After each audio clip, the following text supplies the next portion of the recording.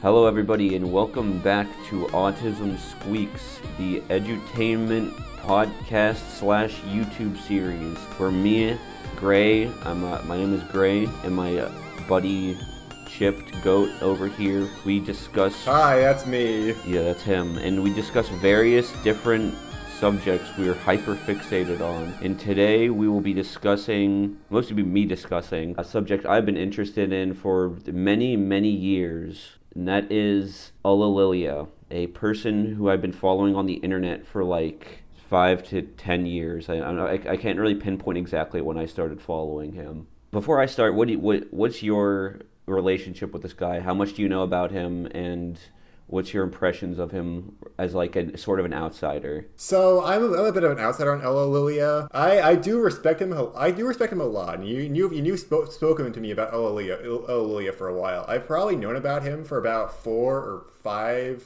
years, like very passively, just like, oh, that's the Bubsy guy. He likes Bubsy a lot, and he's really super autistic about Bubsy. And I'm a pretty big Bubsy fan. I think Bubsy has a cool design. I think he's kind of cute. But I think Ullillillia is just a character or person I find really interesting, but I don't really think their content is that interesting to watch. I don't think he's like super engaging to watch in general. I just think he's like kind of it's just kind of cool that he exists, I guess, would be my summation of him. Were you even like aware of his existence before I like was kind of tisming out about him? I knew about him, but like I knew about him on a very basic level. I knew that he really liked Bubsy. I knew that he was like a really good programmer, and he had like a website, right, where he would catalog his dreams and stuff. And he was somebody who I knew about, but I didn't really know too extensively about, That's kind of my relationship to Mr. Ullillillia. I mean, I feel like you're basically the prime person to because the prime outsider. Because a lot of people are in the same boat as you. They'll be like, oh, it's the Bubsy pizza degreasing guy who has the website where he's afraid of water or whatever. Like if you have a very basic idea of what his whole deal is, but I feel like there's a lot more to him than that sort of stereotype that people attach to him. I know a bit more thanks to you just telling me all about his like crazy book and how he's a prolific plural. Books. Yes, books plural. Yes, indeed. But yeah, I'm very passive on Mr. Ullillillia. To begin, if you don't want to keep calling him Ullillillia because it's a fucking mouthful, He used to go by the real-life name Nick Smith, but then later on he legally changed it to Ryan Kadrian because he just liked how that other name sounded better. So Ryan, or I don't think he cares if you call him Nick or not. So yeah, either Nick, Ullillillia, Ryan, it doesn't really matter. I usually just call him Ullillillia because it's just what I know him by. It's funny. It's a funny name. It's fun to say. Ullillillia. He came up with the name because he just wanted to make up some gibberish name, and he wanted a name that had ill in it twice because he knows he's mentally ill. So that's like the lore behind his name. He made it as gibberish with ill in it, basically.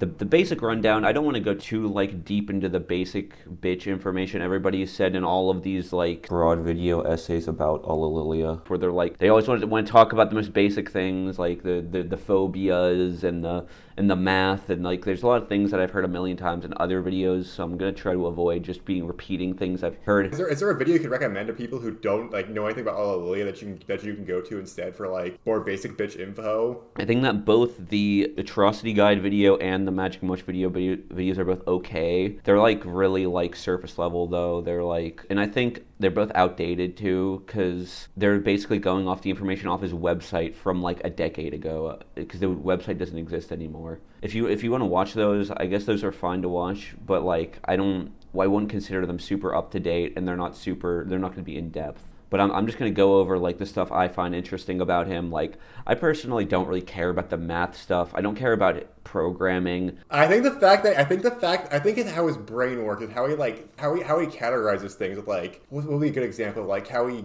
uses RPG stats for everything.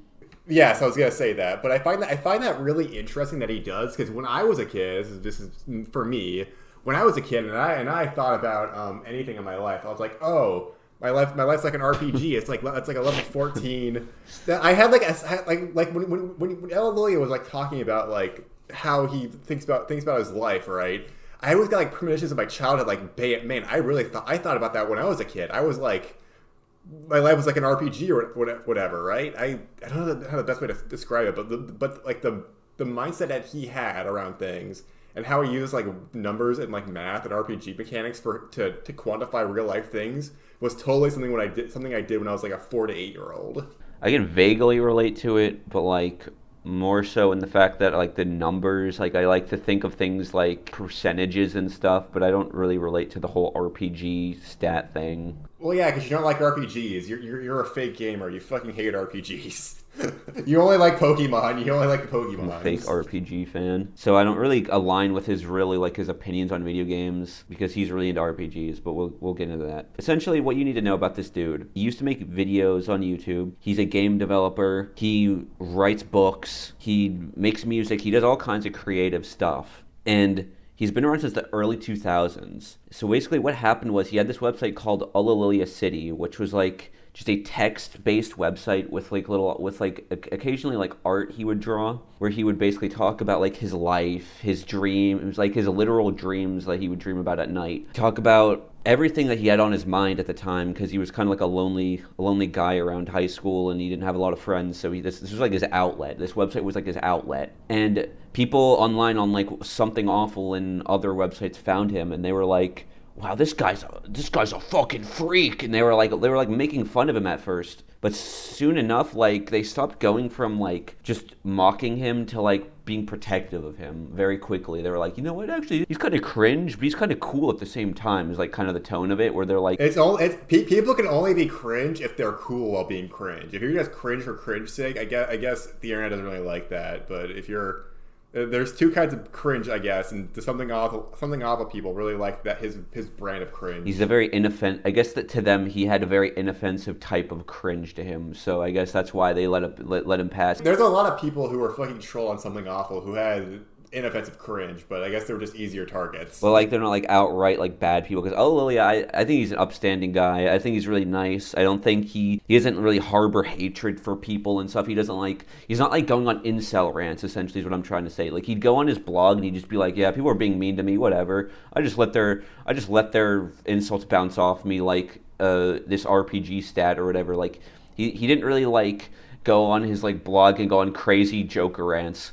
Like I casted mute on them and I couldn't hear what they're saying or something like that. Because that's a Final Fantasy spell, mute, I think.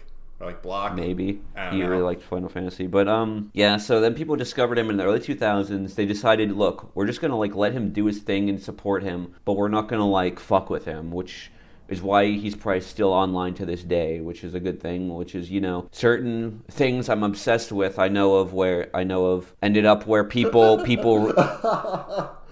insulted the guy so much that he ended up leaving the internet, which I'm glad Ulillillia didn't end up like that. So he's just on his website, he's minding his own business, he's playing video games all day long. So the things he loves most in the world, he loves playing RPGs and he loves getting to the max level as fast as possible in them. He loves power grinding in RPGs. That's like one of the things he would talk about a lot. And he'd like basically like shows progress of like, oh, I'm playing Final Fantasy whatever, and I'm at this level or whatever.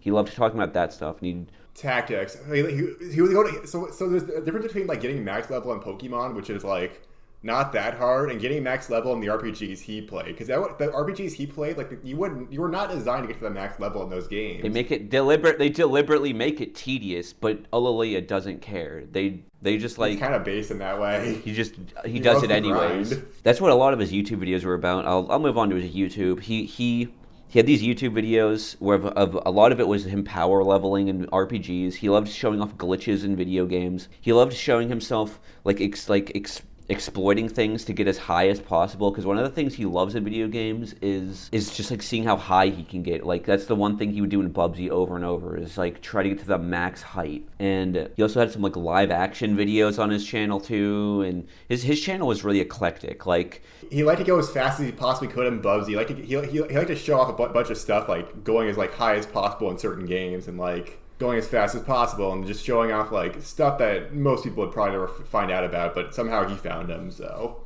To be honest, I personally found the stuff on his channel the most interesting was when he would just like show his real life. Like there are videos of him like cooking. There's videos of his like day. Unironically, the video of his day job is like fascinating. Like it's just like just seeing him like operate day to day is more interesting. Because I'm not really big into video games. Which episode? Which video was that? Was that the one with the? This was the one where he's in like an alley and he's just like cleaning an alley. And he's just like has a little like toy robot arm like grabber, and he's just grabbing trash. It's like very interesting. And cause I'm not super into video games, so the video game stuff he makes doesn't really interest me. So yeah, I got into his videos. That's how I initially got into his videos, was his Bubsy video and his Spyro video. Because I remember being like, what's this weird PS1 game I've never seen? Because I was like 2008, and I was like a child, and I was like just like going all over YouTube, and I was like, what's this guy doing in Bubsy? How did he get so high? Because I had never seen the game before, and I was like, that's weird. These are some secrets on the second level of Bubsy 3D. I know this game extremely well, but in order for it to even start, I need to get to the area. While I'm getting there, I'm collecting some junk along the way, bopping a few enemies, hopping these platforms. I think you got the idea. And I also saw him talk about Spyro 2. He would love to like exploit this glitch where you could just like sequence break stuff and you could like go to where you're not supposed to go in the game. But no, it's a very easily exploitable game, and he loved tinkering around with it. And so I was really into Spyro as a kid, so I was like, whoa, he's like doing all this crazy stuff, and then I would just like, watch it. First oddity. You can get on those hills.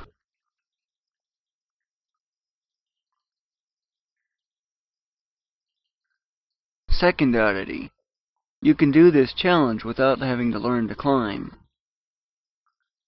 So that's what my first exposure to him with those videos, even though I didn't think anything of it. I just watched them, and then I like watched the Bubsy video, and I was like, that was weird. Okay, anyways, and then I just moved on to other YouTube videos. Like I moved on to other Spyro videos. I just didn't care. Yeah, so he was like starting around 2007. He started his videos 2008. And then what happened was in 2013, Google Plus is implemented into YouTube, and Ulillillia is fucking pissed about it. He hates the new limitations that it requires. He doesn't like having to make a Google Plus account. Eventually, he just gets so fed up with it that he deletes everything, his whole channel. I will not be uploading any more videos to YouTube. This video will be the very last one until those privileges return. Goodbye, YouTube. And that's why he doesn't have his own channel anymore, and all you can find is this Ullillillia archive channel, because thankfully that person archived everything he ever made. Is there any lost videos that you know of? Is there any lost videos that were not on that channel? No, I'm pretty sure the people into Ullillillia are very obsessive about archiving anything he does. Even like his website. So he had a website called Ullillillia City, which was like, yeah, it's just a text-based website with a billion different outer links, but like 90% of the outer links on Wayback Machine still work, because that's people are really dedicated about like archiving anything this guy makes. Outside of like all that stuff on the internet, he's like living in the middle of nowhere in Minot, North Dakota with his family. Later on, he moves to Florida on his own because apparently he has like a rocky relationship with his family. I forget where I heard this. His family were really annoyed with him because of all of his like phobias he had at the time. So I'll like list off these things that his crippling phobias he had for like a while. That included blue water, because he was afraid if he went in, he would die, because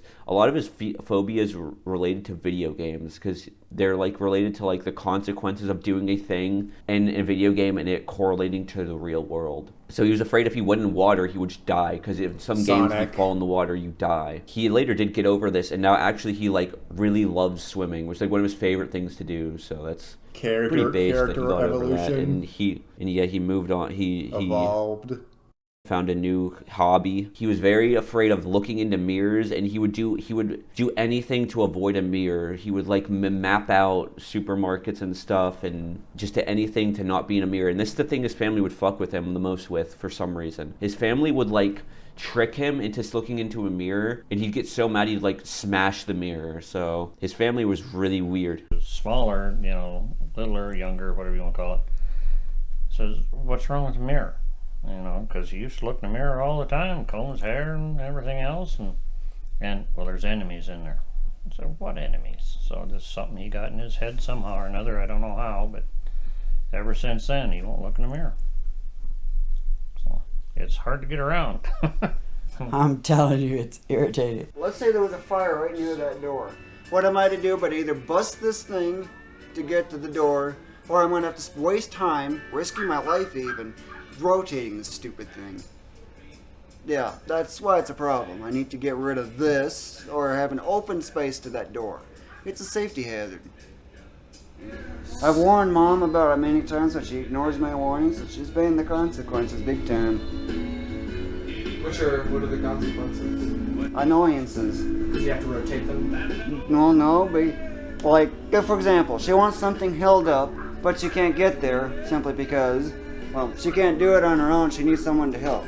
I'm available, just trouble is, mirror's in the way, I can't get there. So she's just stuck having to get someone else to do it, and she gets annoyed over it. She gets that again and again and again, despite my many warnings not to get more mirrors. She does it anyway, she pays the penalty. I guess I can also relate to that. When I was a kid, I also really did not like mirrors. They kind of weirded me out, so I don't know, I guess I can relate to that. I mean, I can kind of relate. I mean, I can relate to an extent. Like, I kind of feel iffy about looking at mirrors for too long. But I'm also, like, he took it to a next level. Like, he had this, at the time, he would not explain, like, well, what would happen if I look in the mirror? He's like, I just don't want to do it. He was afraid of ketchup and mustard because they were red-colored like lava in video games. He doesn't like stairs because he didn't understand how to walk up to them. He'd always try to walk up to them, like, either like crawling, like holding on to the wall for some reason, and he just basically he would walk upstairs really weird and have a hard time getting up them, and his family would get really embarrassed about it. He hated chairs for a long time, and he would refuse to sit on them unless it's for like physically he had to sit in a chair like in a car. So he would literally like crouch on the ground like Japan style while he's on his computer. That's what I do. That's what I fucking do. Ullillillia is literally me. I do all these autistic things. I don't sit in my chairs properly. I guess I like water, but I don't like mirrors. What the hell? Dude, you might just be a reincarnation of literally Ullillillia. So he hated whistling, and kids in school would apparently like fuck with him and just whistle in his ear constantly. The way he describes it, the place he grew up in Minot, North Dakota, sounds like a fucking shithole. People just sound like assholes for no reason. I mean, a lot of places in Middle America kind of have assholes. He was weird about silverware. He'd only eat off very specific silverware. Didn't like certain words that started with P, like specifically person and people. And when he would write them on an essay or anything for school, he'd always scratch them out, which would piss his teachers off. Those were basically the main phobias. And so those would cause him a lot of issues. He's very stubborn about a lot of these too, right? He was like incredibly stubborn to like an insane degree. Like, yeah, people would try to explain to him like rationally, like, dude, like try to like use a sense of logic to his advantage, but he would just like, no. Nothing would change his mind, basically. He had a very vivid mind game that he would play inside of his head when he was bored. So essentially, he would imagine a video game where he's like flying around the world with like RPG, like like he's casting spells. And this will like come into play later for his books, because a lot of his books will implement the things from his mind game. That is where a lot of inspiration for the books. And when I was a kid, I did the same exact thing. Whenever I was like at recess, like when I was between like 4 and like 6 or 7, I would just kind of sit like there and just kind of think about like video games and like imagine like play like what I could call a mind game, where I would play video games in my mind. Where I kind of the same thing. Where I was like an RPG, where like I had to like save the world with my Pokemans, because I was a Pokemon fan as a kid. So it's very relatable. I can relate to the general idea of like kind of like retreating into your brain when you're really, really bored and getting into really detailed daydreams, but they were never video game themed for me. So I'm going to list off some of the games he's been developing. I'm not going to really be going into too much depth about his video games that he's started making, because either they've not been finished or I'm just not super interested in them. I don't really super closely follow the development of these games, because the genre of games he makes don't interest me like at all. He started his first game he ever made, and he's still to this day the only one he's ever completed, is the Supernatural Olympics, which is like a really short game where you basically just see how far you can get. It's like one of those games where it's like you're catapulting something and you see how far you can make the ball go or whatever, if you know what I mean. But like you're a guy and you're flying through the air and you're seeing how far you can fly, essentially. That's like a game he made, but he said he's not proud of that one. Later, he started developing a game called Sealed Gate: A Lost Civilization, which is a top-down RPG that he started in 2006. But there's like almost no information on it, and I could find almost no updates on it. 2007, he started this, probably I would say his most famous game. It's called Platform Masters, which is a 2D platformer slash RPG. He recreated his mind game once again, where you're like flying around and you're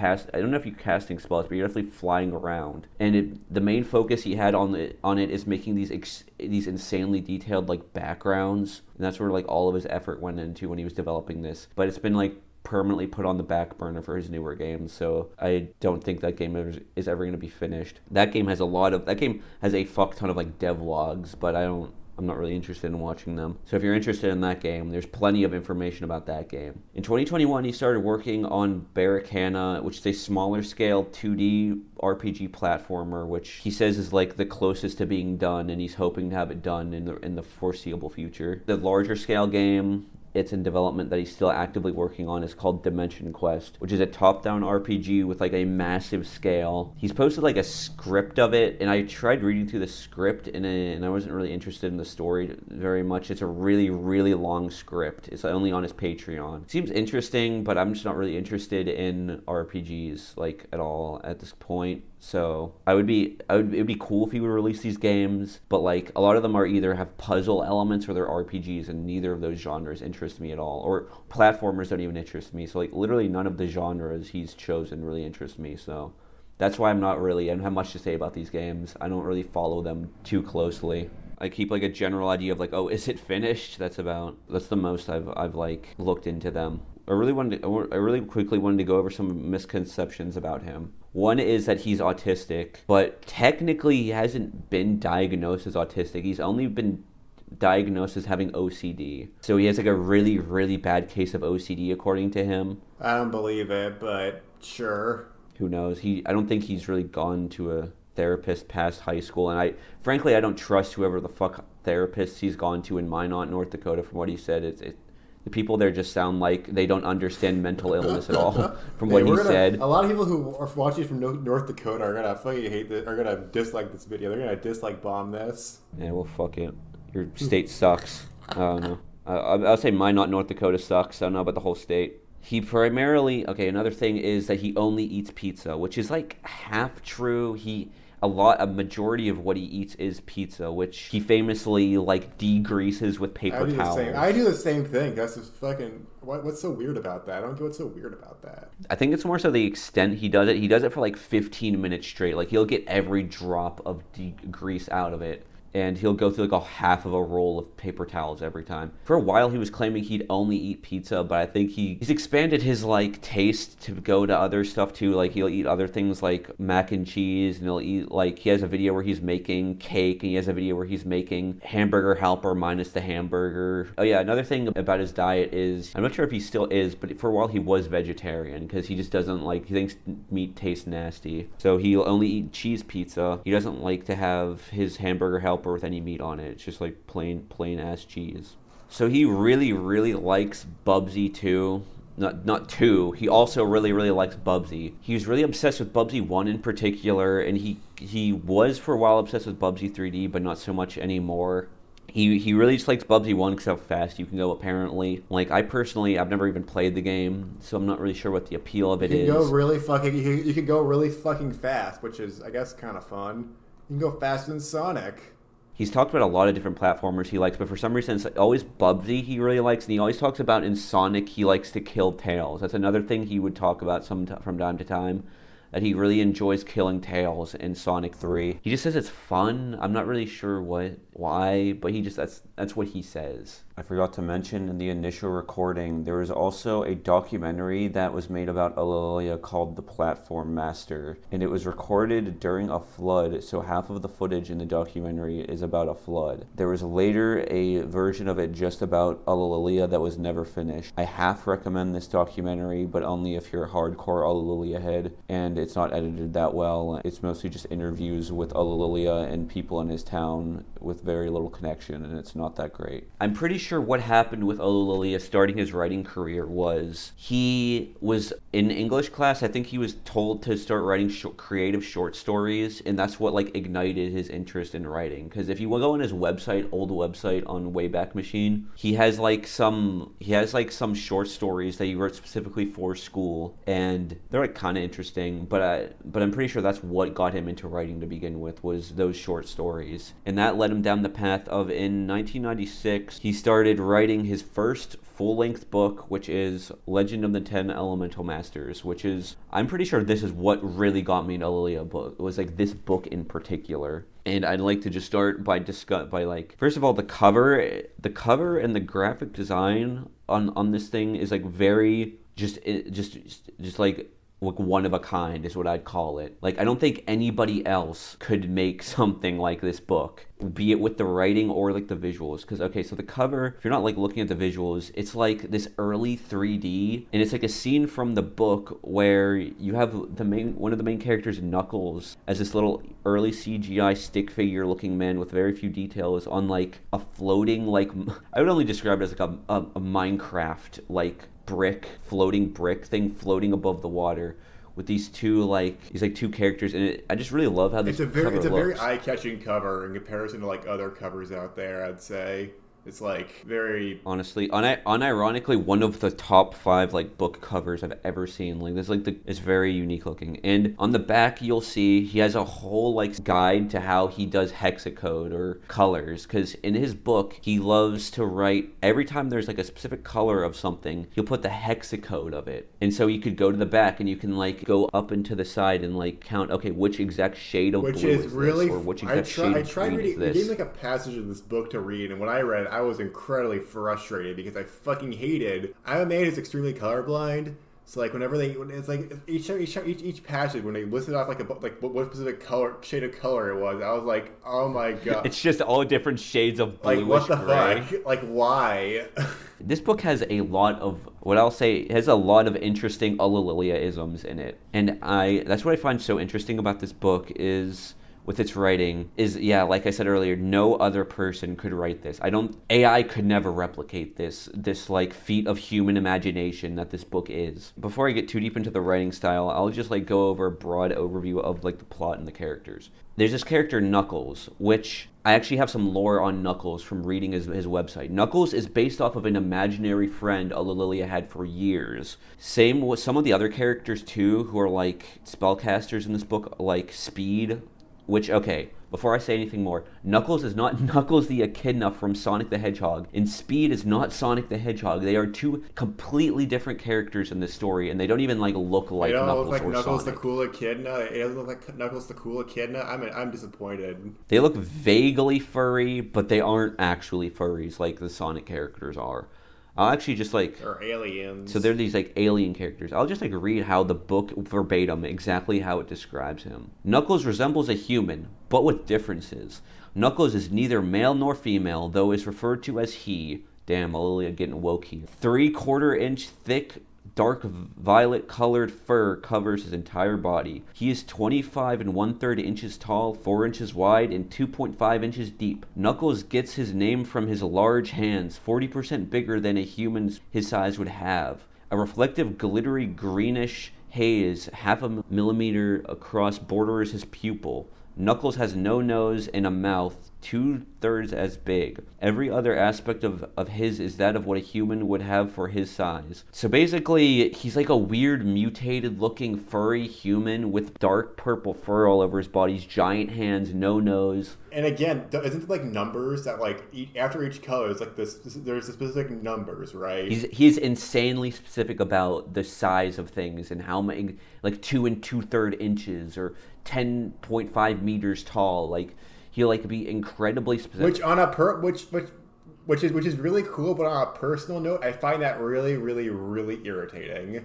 Like This book is definitely not for everyone. I don't know You have to why. have a tolerance for Yes. Ullillillia-isms, because this book is chock full of Ullillillia-isms. That's like the main, like, so basically he's like the main character. So he's this super powerful spellcasting alien from a planet called Corona, not related to COVID. He has the ability to glide around and cast spells like an instant, which the spells are clearly based off stuff like Final Fantasy and that kind of thing. But he has like a billion different spells he can do. He essentially has like an infinite amount of spells throughout the book, and he is massively overpowered. So the book basically follows Knuckles as he goes on his grand adventure to save the world from these elemental beings, and he mentors three average humans along the way. And these humans are Ivan, Tu, and Tyler, who are just completely worthless throughout the whole book. I think the point would be, and if this were written by somebody else, to like humanize the story, like, oh, they'll like react and like be like kind of like implement like sort of down to earth kind of reactions, like they're the straight man. But with just the way Ullillillia writes, they're kind of just as insane and like weird as Knuckles is with the way they talk.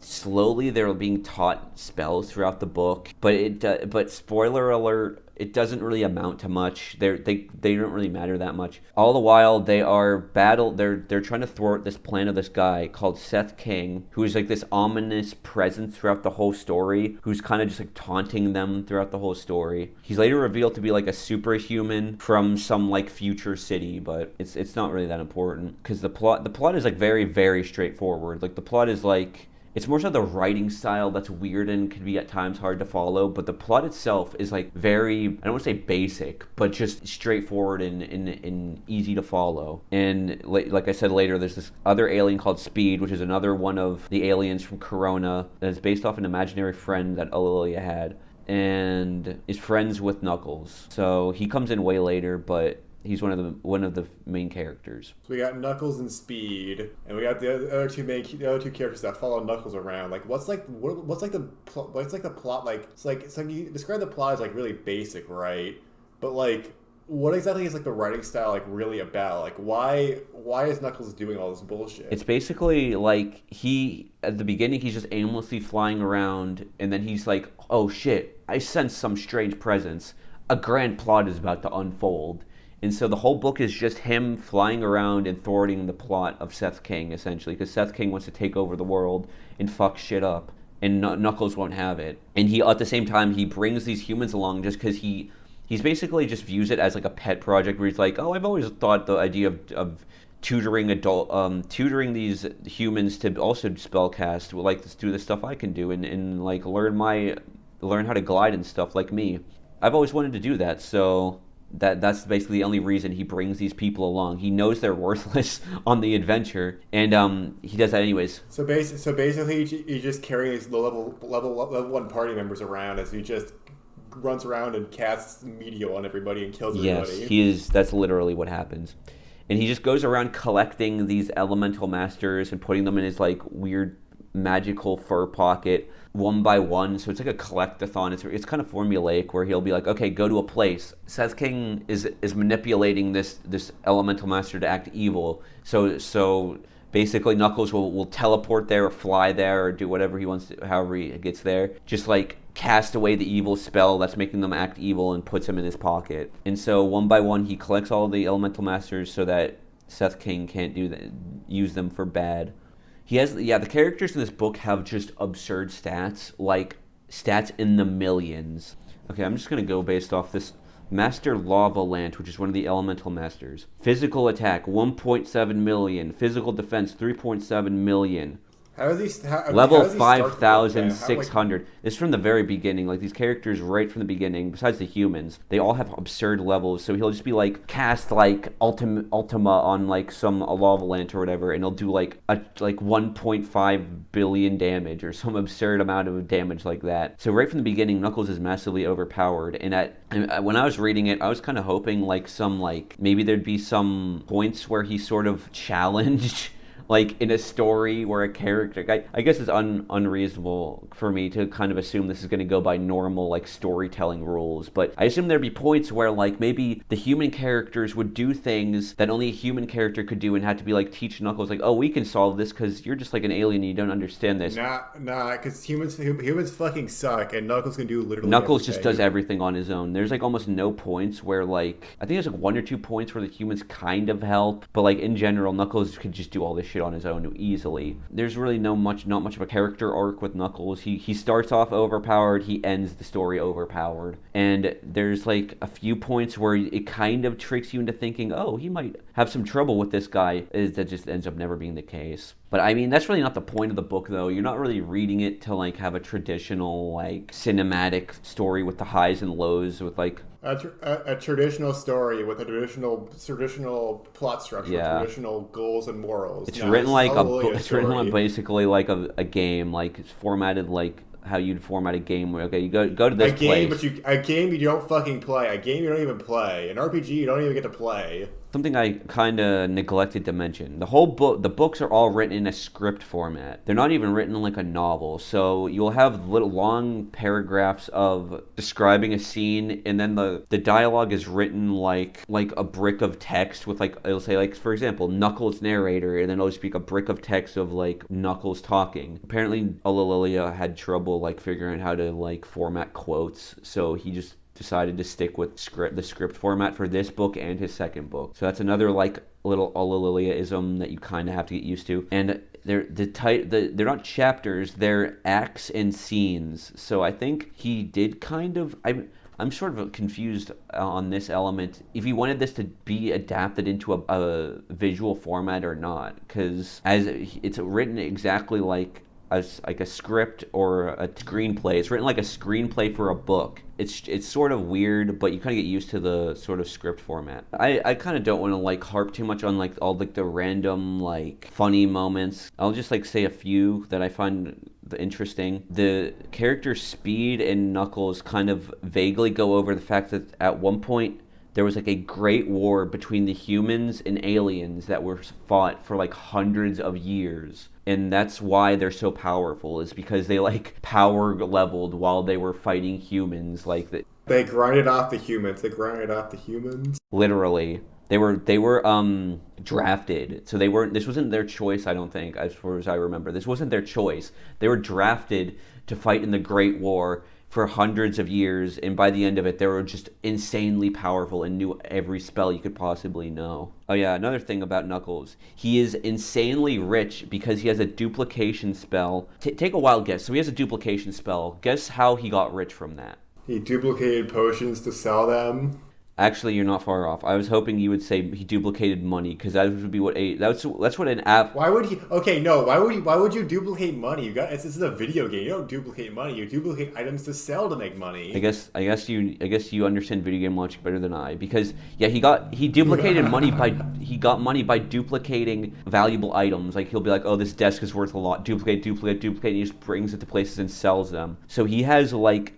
Well, yeah. He's like a billionaire. How many video games can you duplicate money in? But you can't duplicate money in most RPG, but you can duplicate items, and when you sell those duplicated items, you get money. That's true. So it makes sense. And he also does like freelance work. Like he'll go around and like solve problems for pay. Like he'll RPG side quests. Literally in a book. And unfortunately, he does like paid police work too. That's another thing that's a little Ulillillia thing, is he likes to portray cops as like virtuous people in these books, which is not a little problematic by today's standards, but he means well by it.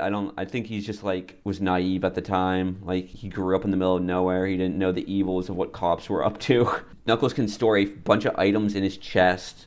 I think I alluded to this earlier. Just like an RPG, because it's like an RPG. I compared it to Lion from Steven Universe, how like you can like like it's literally like that exactly. Like he just like in the fur of his chest, he can just pull shit no matter how big the thing is, just like pull it out of his chest. Like he can also like use a spell to like make things small, so anything he can just like shove right into his chest, and like he has infinite storage there.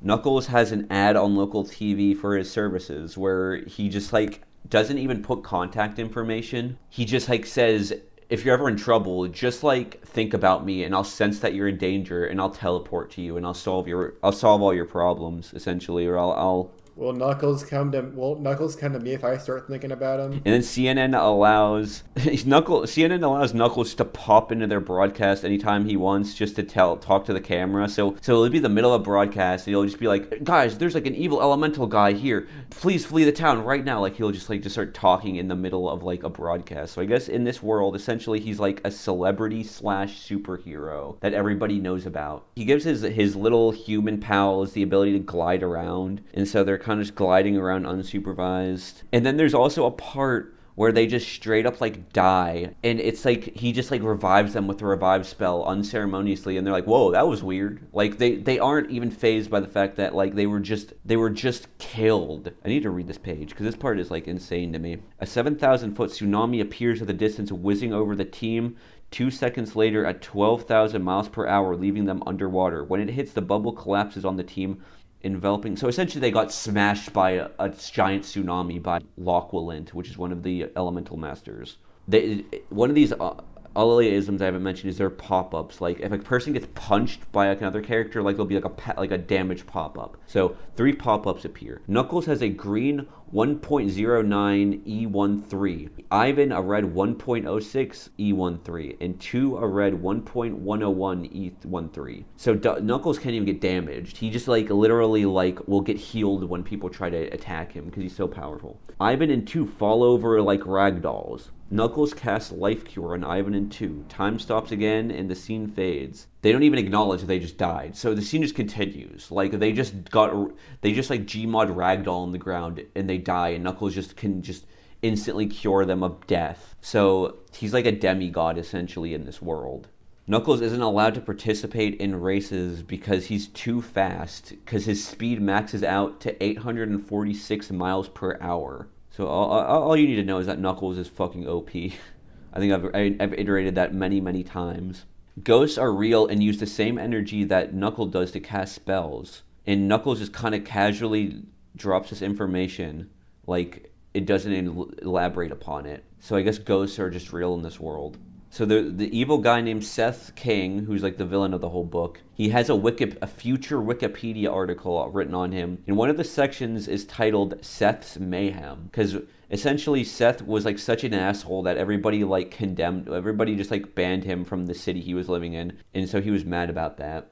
And then in this same futuristic city, if you break any rules, you are sentenced to, quote, 50 hours of hard labor and sewer cleanup.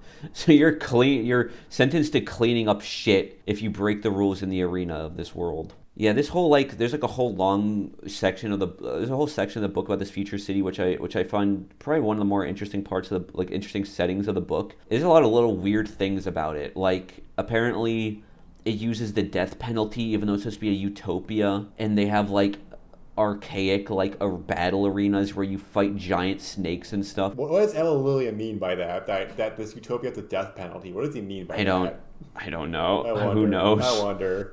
And then in this utopia, which is really futuristic, there's a potion factory, but Seth destroyed it. They live in this reality where there's VR shit everywhere and electronics screens, but they still have potions. So it's a weird mashup of fantasy tropes and future tropes. Right before the final boss's lair, they stop to have an entire chapter about them eating pizza at a pizza restaurant. And despite having infinite money, Knuckles is really stingy, and he will only give these kids $5. He gets billions of dollars, but he'll only give them $5. He'll be like, "Oh, you need pizza?" That's like a Bartley move. He literally is Bartleby from Tamers. He'll just be like, "Oh, you want a pizza? Let me go flip through my $10 billion bills. Here's $10." And he'll be like, "Keep the change." He'll be make it seem like he's being nice. He has so much money he can break the economy, and yet it's just funny. It's funny the way he treats money. And of course, in the pizza chapter, one of the characters is shown degreasing pizza because Ulillillia writes what he knows. Act 7, Scene 20, a pizza break. And how long is this book? How many pages is it? 280 pages, including the like appendixes at the end. So I would say it's a fast read. You could read this in like in a day easily if you're into it. I could read this in a couple days. I usually end up reading this in like a week whenever I read this book. Yeah, no, Knuckles literally uses a coupon.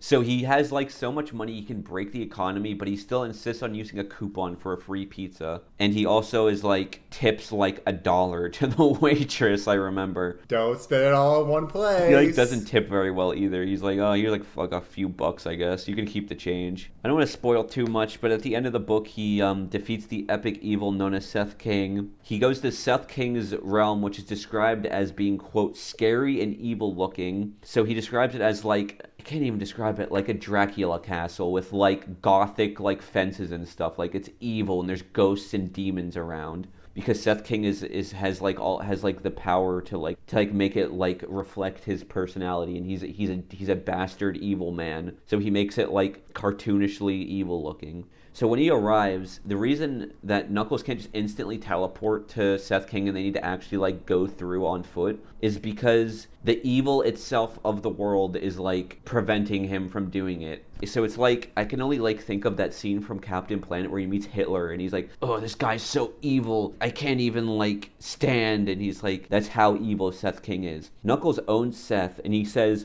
you know what, Seth?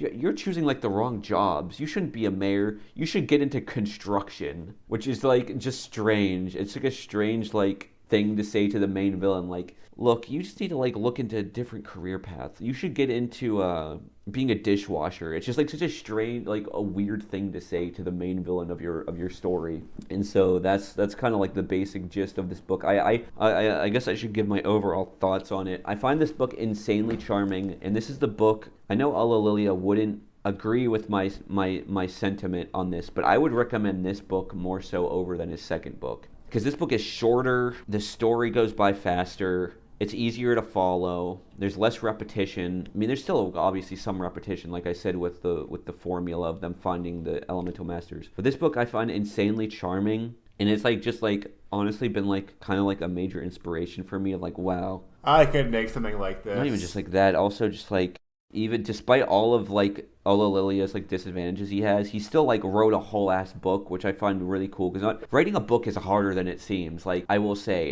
it seems easy, like, oh, just sit down and write the words. Writing a whole book from beginning to finish, going back and like fixing the grammatical errors, it takes a while. It's like a lot of energy to write a book. So I'm just very grateful that this book even exists, and it's honestly like unironically one of my favorite books of all time. Like it's like, so I've been fascinated by this book for years, and I could see myself rereading it many times in the future whenever the whim strikes me, like, oh, I'm in the mood to reread this. Like, it's a very entertaining book. I just find Ullillillia's little writing quirks like very charming and entertaining. It's not going to be for everybody, but I personally would say if you're into outsider art, is what I'll say, and you're curious about Ullillillia, this book is kind of a must-read. You have any final questions about the Legend of the 10 Elemental Masters? How exactly would you describe like the side quests they go on? Like they go on like side quests to do like give us like an example like what a side quest would look like.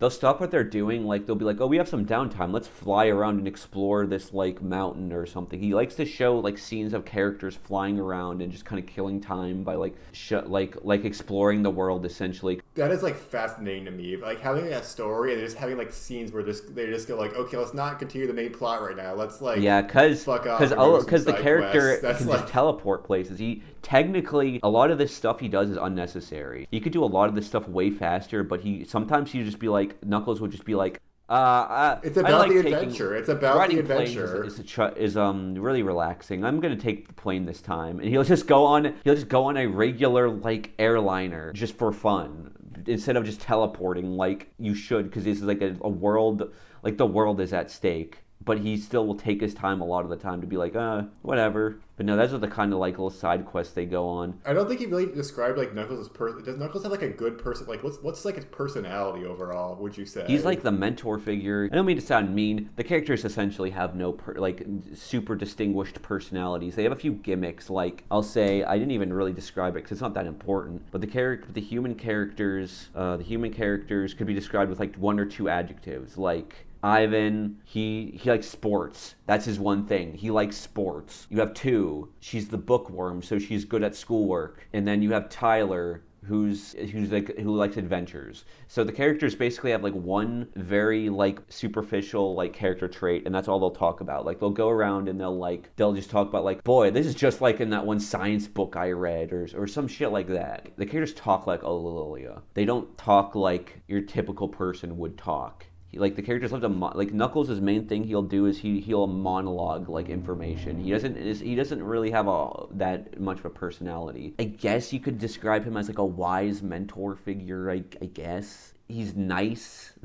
He's a nice mentor figure. That's the way I'd describe him. And he has a lot of information to talk about. Like he likes to explain things. That's kind of his main thing. He kind of is just he's just kind of all most of his dialogue is just sort of explaining to the dumbass human characters about like, oh yeah, that's what this stat does, or oh yeah, this is how you cast a spell, or oh, this is how you glide. I didn't even really describe Speed that well either. Speed can just like instant, like he's so fast, he basically teleports. Like he'll run up to like the entrance of a labyrinth, and he'll be like, I'll be right back. And then like 1 millisecond later, he'd be back. All right, I figured out the path to get to the end of this labyrinth. Like he's like so fast that like it's like that scene from SpongeBob. Want to see me run to that rock and back? Want to see me do it? Literally, again? It's that scene. That's how his character operates, because he's so fast from how strong, how high his stats are, from his years of like being in wars. I'm trying to find the human stats. They're not really in it very often because the human characters are so fucking useless. Okay, let me just explain it this way. By the end of the book, they're fighting such strong enemies that whenever the human characters will just like try out a spell on an enemy, it'll just be 0 damage, miss, 0 damage every time. They literally can't even do 1 point of damage. They're that weak. Man, Knuckles seems like a fucking horrible mentor. Apparently, you need to be in the war for hundreds of years to get to his level, so you can't blame them. Also, he's like an alien. I don't know. Like, I play a lot of RPGs, and usually the mentor character like dies like halfway through, and the humans gotta like, win the game. That would be like that would be like a very typical story. You're reading an Ullillillia book here. That's not how this shit operates. I think I said what I said about the book. I recommend to hardcore Ullillillia heads, and that's about. And people interested in outsider art. That's kind of it. Because it's like what glowing recommendation.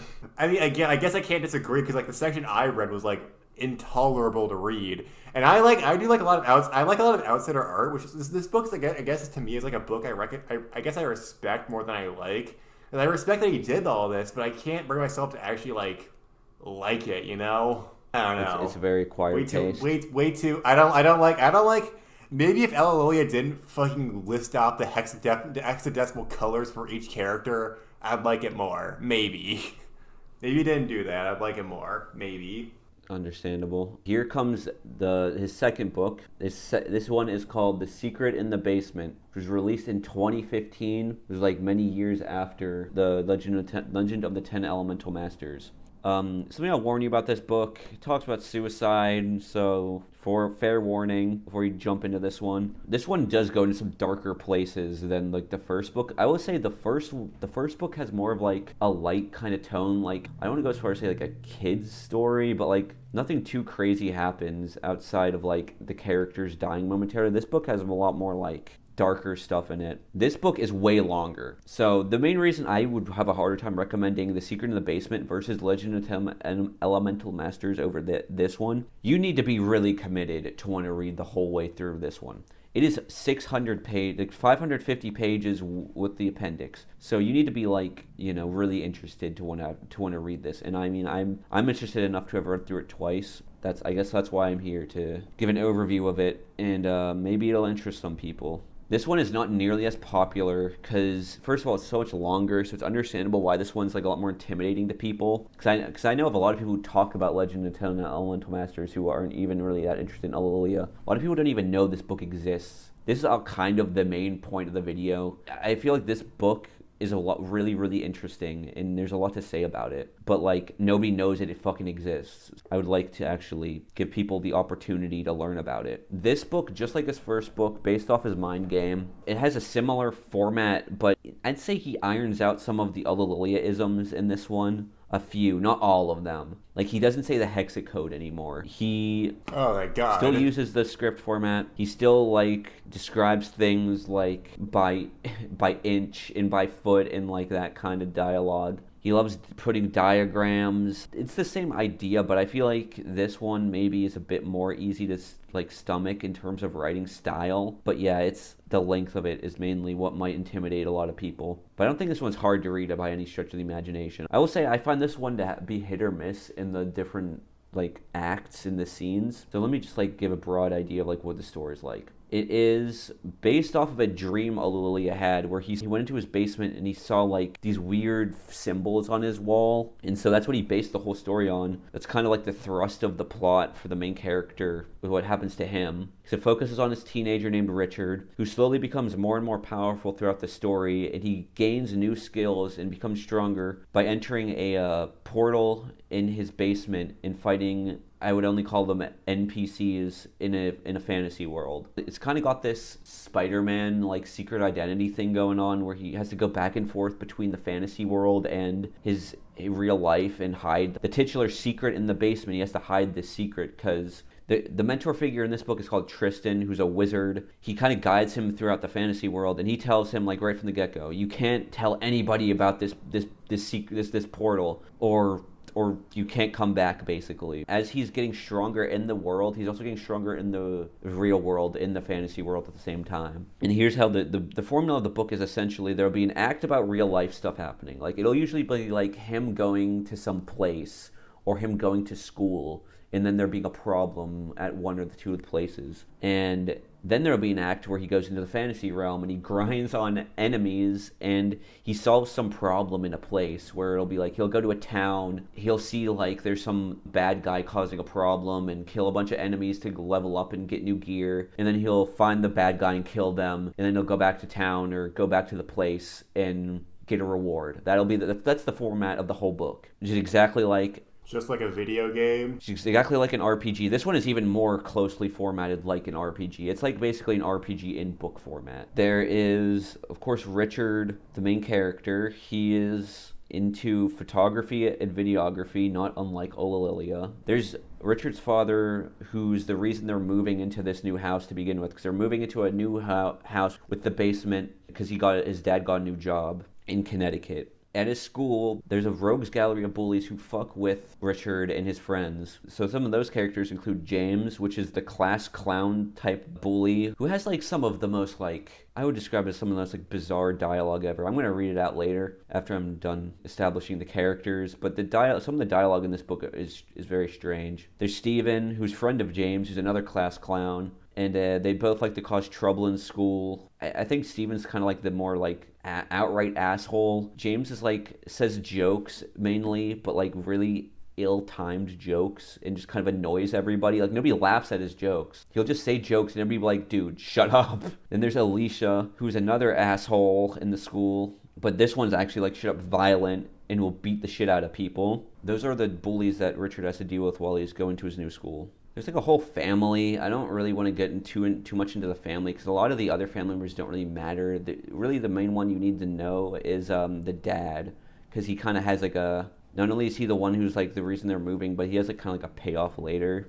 I wanted to get into the scene where he meets the bully and the way the bullies talk, which I find funny and just strange. James sneaks up on Richard and touches him gently in the back, scaring him, but only trying to get his attention. James, boo. Richard, angry. Get out of here! James, haha, it's time to get physical for physics. Norris, one of Richard's friends, approaches James. She is an African American standing 5 feet 10 inches tall. Her 2-inch hair stands up but curls over, giving a bushy look. She wears a dark green shirt, blue shorts, tennis shoes, and no socks. Norris, James, please stop. If you be nice to Richard, he'll be nice to you instead of ignoring you all the time. Richard, hi, Norris. Thanks. James. Oh, go away. You have no wrists. But I do, points to own eye. See, Riss. Norris, please stop clowning around, especially when you say mean things to others. James, humph. James walks away with a faint laugh. I wish the school would do something about that jerk. So, essentially what just happened was James walked up, startled the main character, said a weird pun, and then left. And then they said, I wished he would get kicked out of school. And then there's another scene I wanted to read that I found really funny. Richard and Norris go to their lockers. Norris is 6 lockers further south. Richard stores his books in the locker. Just as Richard is getting ready to lock his locker, James interrupts him. James, well, if it isn't the rich, then where's poor, Norris, not again. Richard, please stop it. You're really getting annoying. James, ooh, I'm impressed. A response, enjoy your lunch. And being so close to the principal's office, scary. Norris, just ignore that dirty James. James, dirty, huh?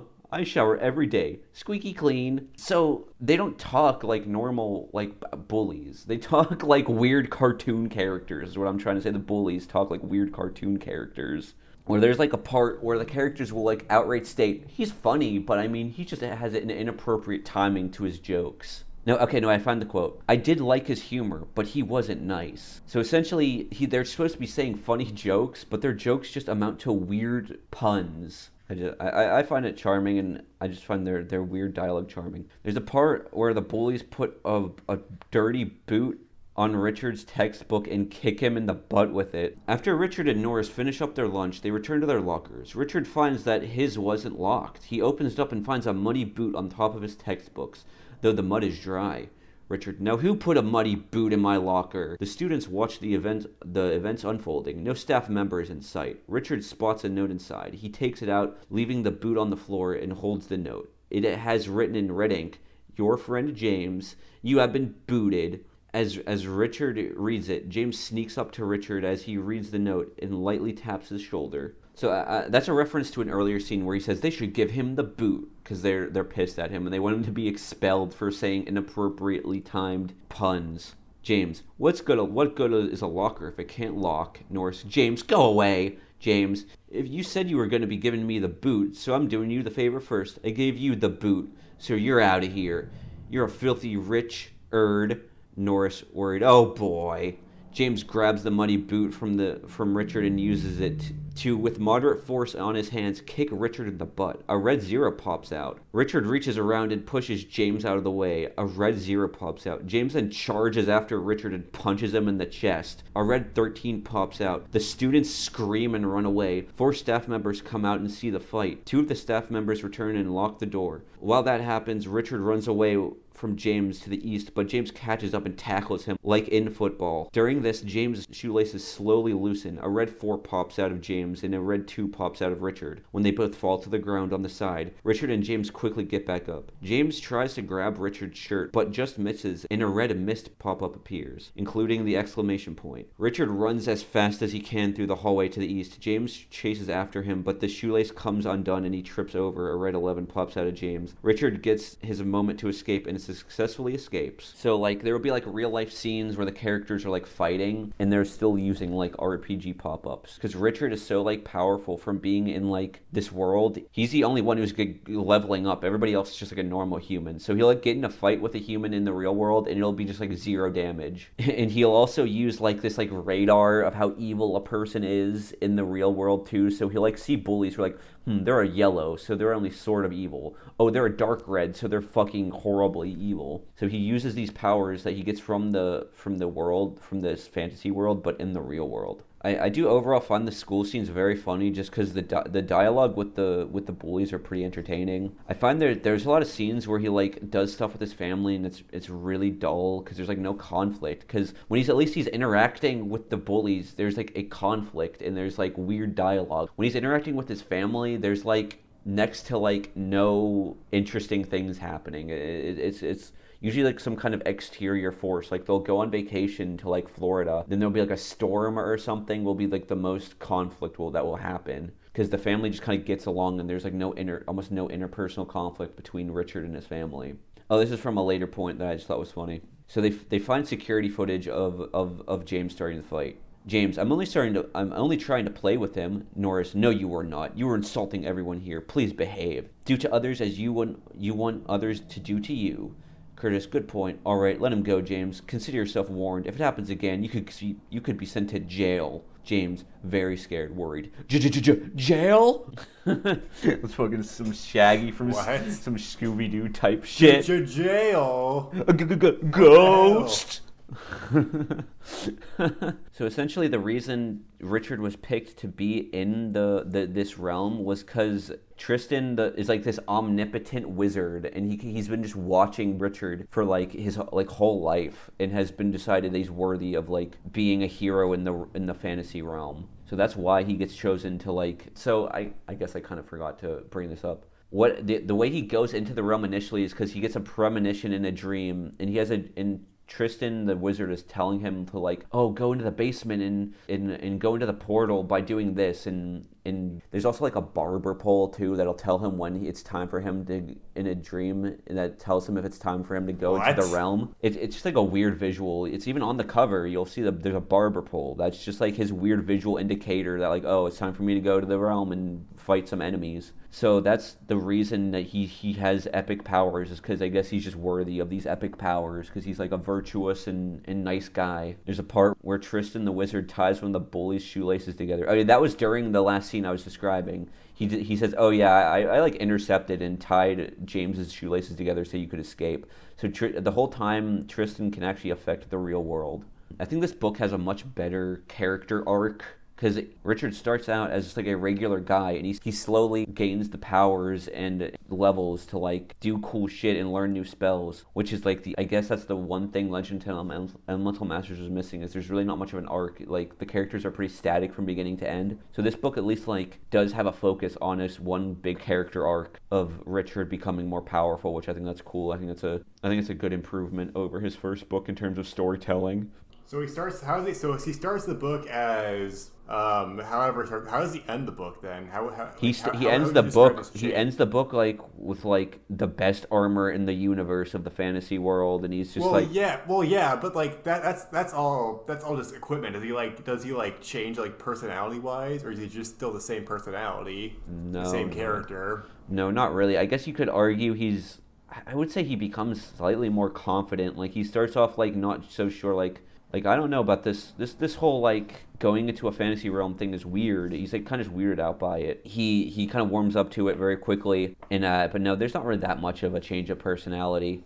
So no, okay, let me just describe real quick. So you know what the Earth parts are like. They're pretty much just like the typical like teenager drama shit where he'll have problems at school, or he'll like go to a place and there will be some kind of like physical danger in the real world. The way these fantasy realms are formatted, he'll like start out in a shop where he could buy stuff, and then he goes off into the world, which is like this big wide open world, but he'll be tasked to go to one specific place, and all along the way it describes each time he's like, okay, it'll describe a montage of then he fights 800 vultures and he gains 10,000 experience. He kills 50 slimes and he gains 50 experience.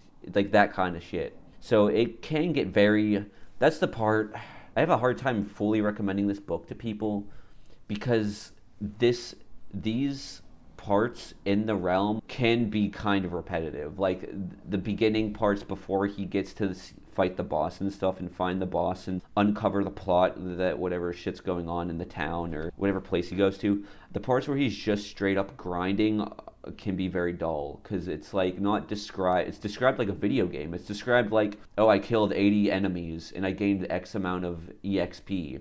And I'll just read a passage to so you know what these are like. A slime rises out of the ground to Richard's left. A red 46, 23, 41, 21, and then blue 91 pops out as he fights it, with Richard making the first strike. A level up occurs. In the distance, Richard spots a slime and a scorpion together. As a precaution, he casts a light cure on himself. The spell effects are the same in every case, except for pop-ups. So essentially, it's just describing the like technical elements of how the stats and the like exactly the amount of damage he's doing. it can be kind of like technical to read. Like it just kind of goes on and on about how many enemies he kills and how much money he gets and what he spends the money on. And it'll show him like going to Tristan and buying stuff, like what equipment he wants to buy for what reason. So that part can get kind of dull. I don't have too much of a problem reading it myself, but I could understand why a person might have a hard time reading those parts. And I should also explain real quick. He doesn't like explain every single enemy. He'll like explain he'll like lump them together at a point. So it's not what kind of enemies are in these? What kind of enemies do we expect to fight in these books? Does he fight in these books? So just like very typical kind of RPG stuff, like slimes, large animals like scorpions and birds and stuff like. It's a lot of the stuff was what you would imagine in like a Final Fantasy game, just like that over and over. Each enemy, there even are like recolors of more powerful versions of enemies. Like there'll be like, a blue slime, a red slime. So as he goes on, you'll see recolors of existing enemies. Are there any at all unique or interesting enemies that made you go, that was mildly interesting enemy? Or are they all just like slimes and goblins? They're purely just fodder for him to level up. They aren't ever treated as like, they're never seriously like a threat is the problem. You read and he's just kind of like blasting through them. Some of the enemies he kind of struggles with for a minute, but then he'll grind and then they aren't a problem anymore. The same thing with the bosses, which there's not much tension in the fights is what I'll say about these books. You don't really get the sense of like, oh, was Richard gonna get out this one alive? Like that's never really a thought that goes through your mind.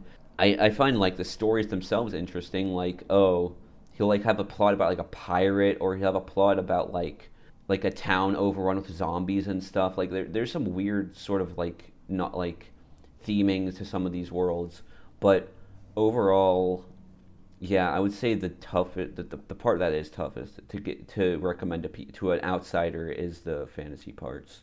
So it's one half teen drama, dire whippy kid drama.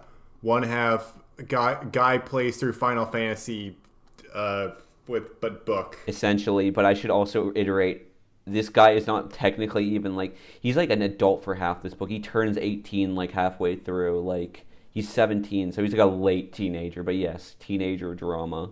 Okay, I will explain real quick the auras, because there's like good and evil aura apparently in this world. Auras, what are those? Tristan, oh, all souls emit auras. The aura they emit depends on whether that soul is good or evil. Something neutral will appear as yellow. You can usually ignore those, but you should be cautious. From yellow fading to orange, then red indicates increasing evil. From there goes into an infrared, then microwaves, and so on and so forth. Since you can't see infrared, it will appear to fade from red to black. These are usually your monsters. Destroy them. From yellow fading to green, then to white as you would see it for ultraviolet, X-rays, and gamma, the soul is progressively more good. Use this knowledge wisely and increase your effectiveness of battle. So essentially, he has like a radar of how good or evil a person is, like I said earlier. And he uses this in the real world too. Like he'll like see bullies and then he'll like be like, oh shit, this guy has like a red aura. He's like evil. And then some of the bullies have straight up a black aura. So they're just straight up like demonic. Why is this aura established? Like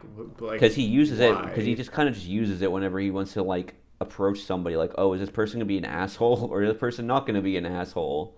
Man, I need that in my life. That sounds very useful. So in the world of the fantasy world, Tristan the wizard uses like a physical like computer security system to watch Richard on, apparently. So he's not even like psychically doing it. He's like looking at a screen FNAF style, like of what Richard is up to at all times. Because he just wants to like watch him and make sure, I guess, he's being a good boy or something, and make sure he's using his powers for good. Stephen the bully keeps talking about plane crashes on a field trip at a history museum, annoying the teacher. So like they're at a museum and they're like, he keeps just going, wow, that plane would be cool if that crashed or something. They'll keep passing by a plane and it's just like fucking weird. And then he gets like reprimanded for talking about plane crashes at the museum. So the way the teachers act in this world is very weird, and I don't know if it's based off of the way Ullillillia's like teachers acted or not. So essentially, they will just give out detentions at the drop of a hat. So if you interrupt class in any way, shape, or form, they'll be like, you have 3 strikes. If you interrupt class ever X amount of times, instant detention. If you make even like say any kind of joke during class, they'll get really, really fucking mad. And it's portrayed in a way that like the teachers are like in the right for doing this. So I think Ullillillia may have just like not liked in class when people would interrupt class and he'd get mad at it. That's like my only interpretation of that. And another weird thing what the teachers would do is they would like check security footage constantly. Like the moment there's a fight, they'll like rush to the security room, check the security footage, and come back like to be like, okay, who started the fight? And then they'll like, I don't know about you, but I cannot even imagine a teacher bothering to do that at my school. The teachers here care more,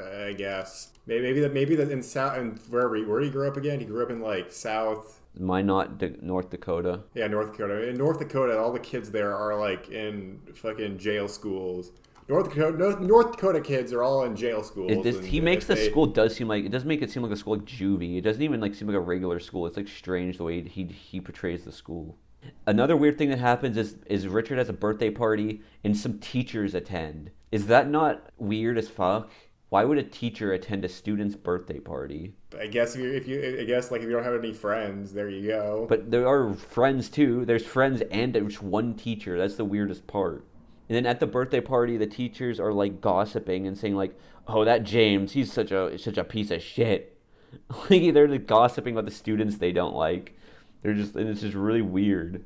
And at this birthday party, this is the part I cannot even read. This is the part of the book I skipped on my second read. They just spend pages upon pages describing like a Yahtzee type board game with dice.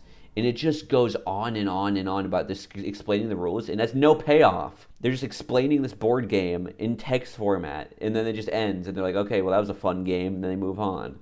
So I did not like that. That was by far my least favorite part of the whole book.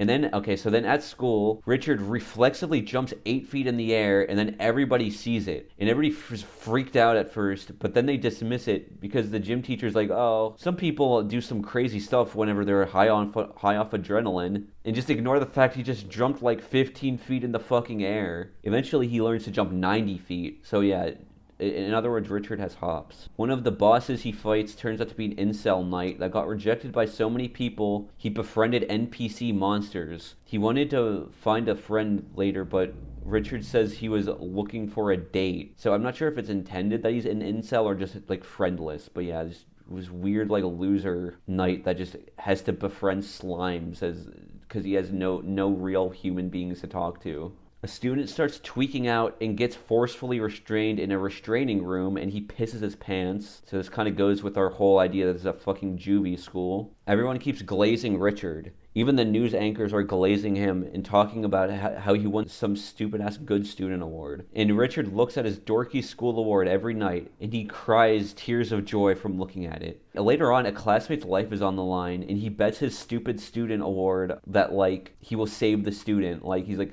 look, you can take away my award if it turns out I'm wrong about this guy. So, like, that's the stakes. Like, he'll lose his, like... his good boy points. His good boy award from high school. Apparently, like, he explains later on, like, the fantasy realm is supposed to be, like, different set, like, time periods, but he doesn't really explain it super in depth, and it's kind of mildly confusing. And Tristan explains like, oh, you're technically going in a time machine. So there's this weird just mix of science fiction and fantasy throughout the story. And Richard says he's just a trainee, implying that that there's other omnipotent time traveling wizards who are even more knowledgeable than him, which I would like to know more about them, but the book does not go into that at all. There's a lot of things the book will offhand mention that are like really insane and really interesting, but just like not divulge. Richard goes to summer camp for the first time at the age of 18. At the summer camp, one of the bullies is being tormented by a demon, which is causing him to act violent, and that's implied that that's the reason he was being a dick the whole time. And then there's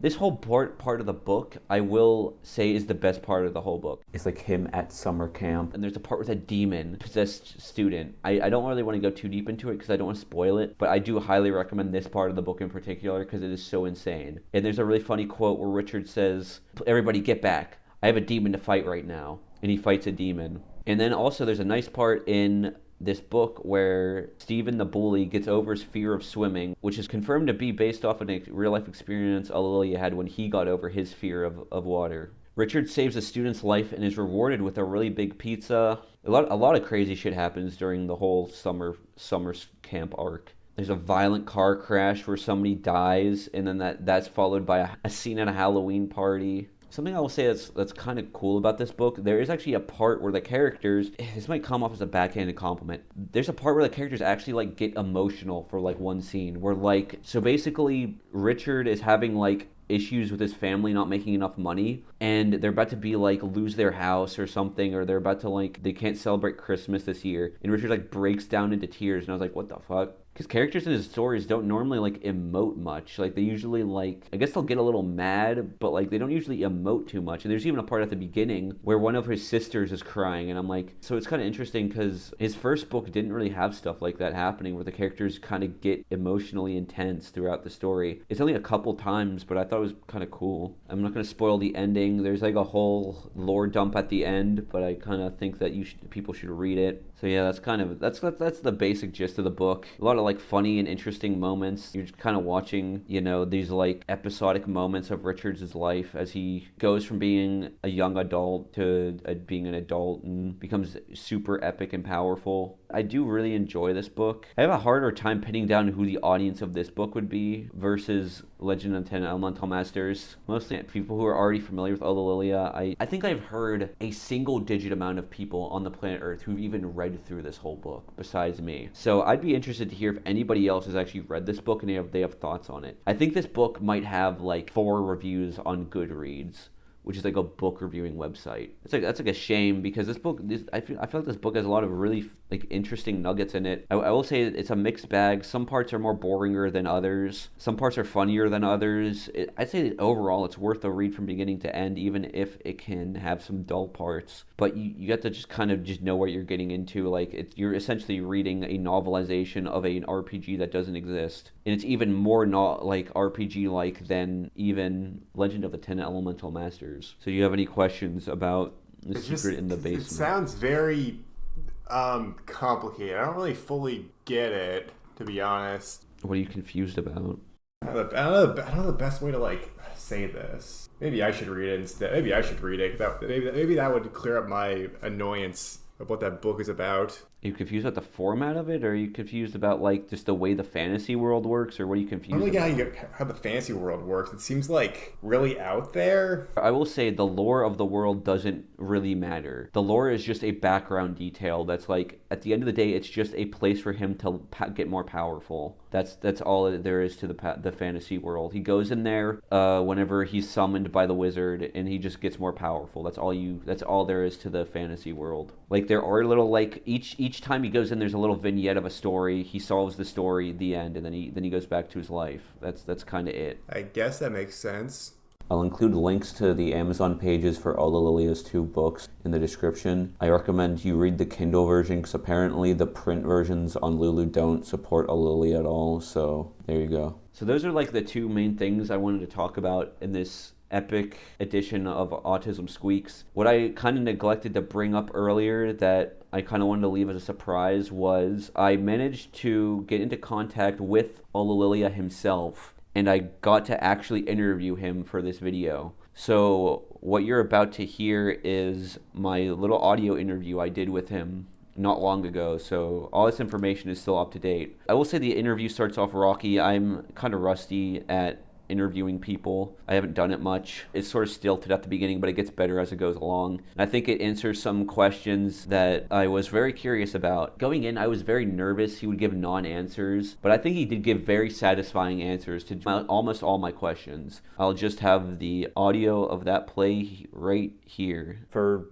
context, I'm doing a podcast style video discussing you and your various works you've done over the years, and I thought it'd be a good idea just to interview you, just to just hear it straight from the horse's mouth. Because there's some questions that I was kind of curious about. They're like subjects I haven't heard you never discussed before, or just something like maybe like updates on something that you haven't spoken of in a while that I thought might be interesting to have like a current year update on. Just a general status update in some sense. Yeah. I was going to start off with some lighter questions and kind of as they go along. I'm going to go more into the maybe more like meatier questions as they go along. What are some video games you've been playing recently? The most recent game I was playing is Castlevania Symphony of the Night. Generally, like lately, what sort of type of games, like what like genre of games have you been most like grabbed by? The most common games I have interest in are usually role-playing games and platformers, generally from the PS2 era and earlier. What are like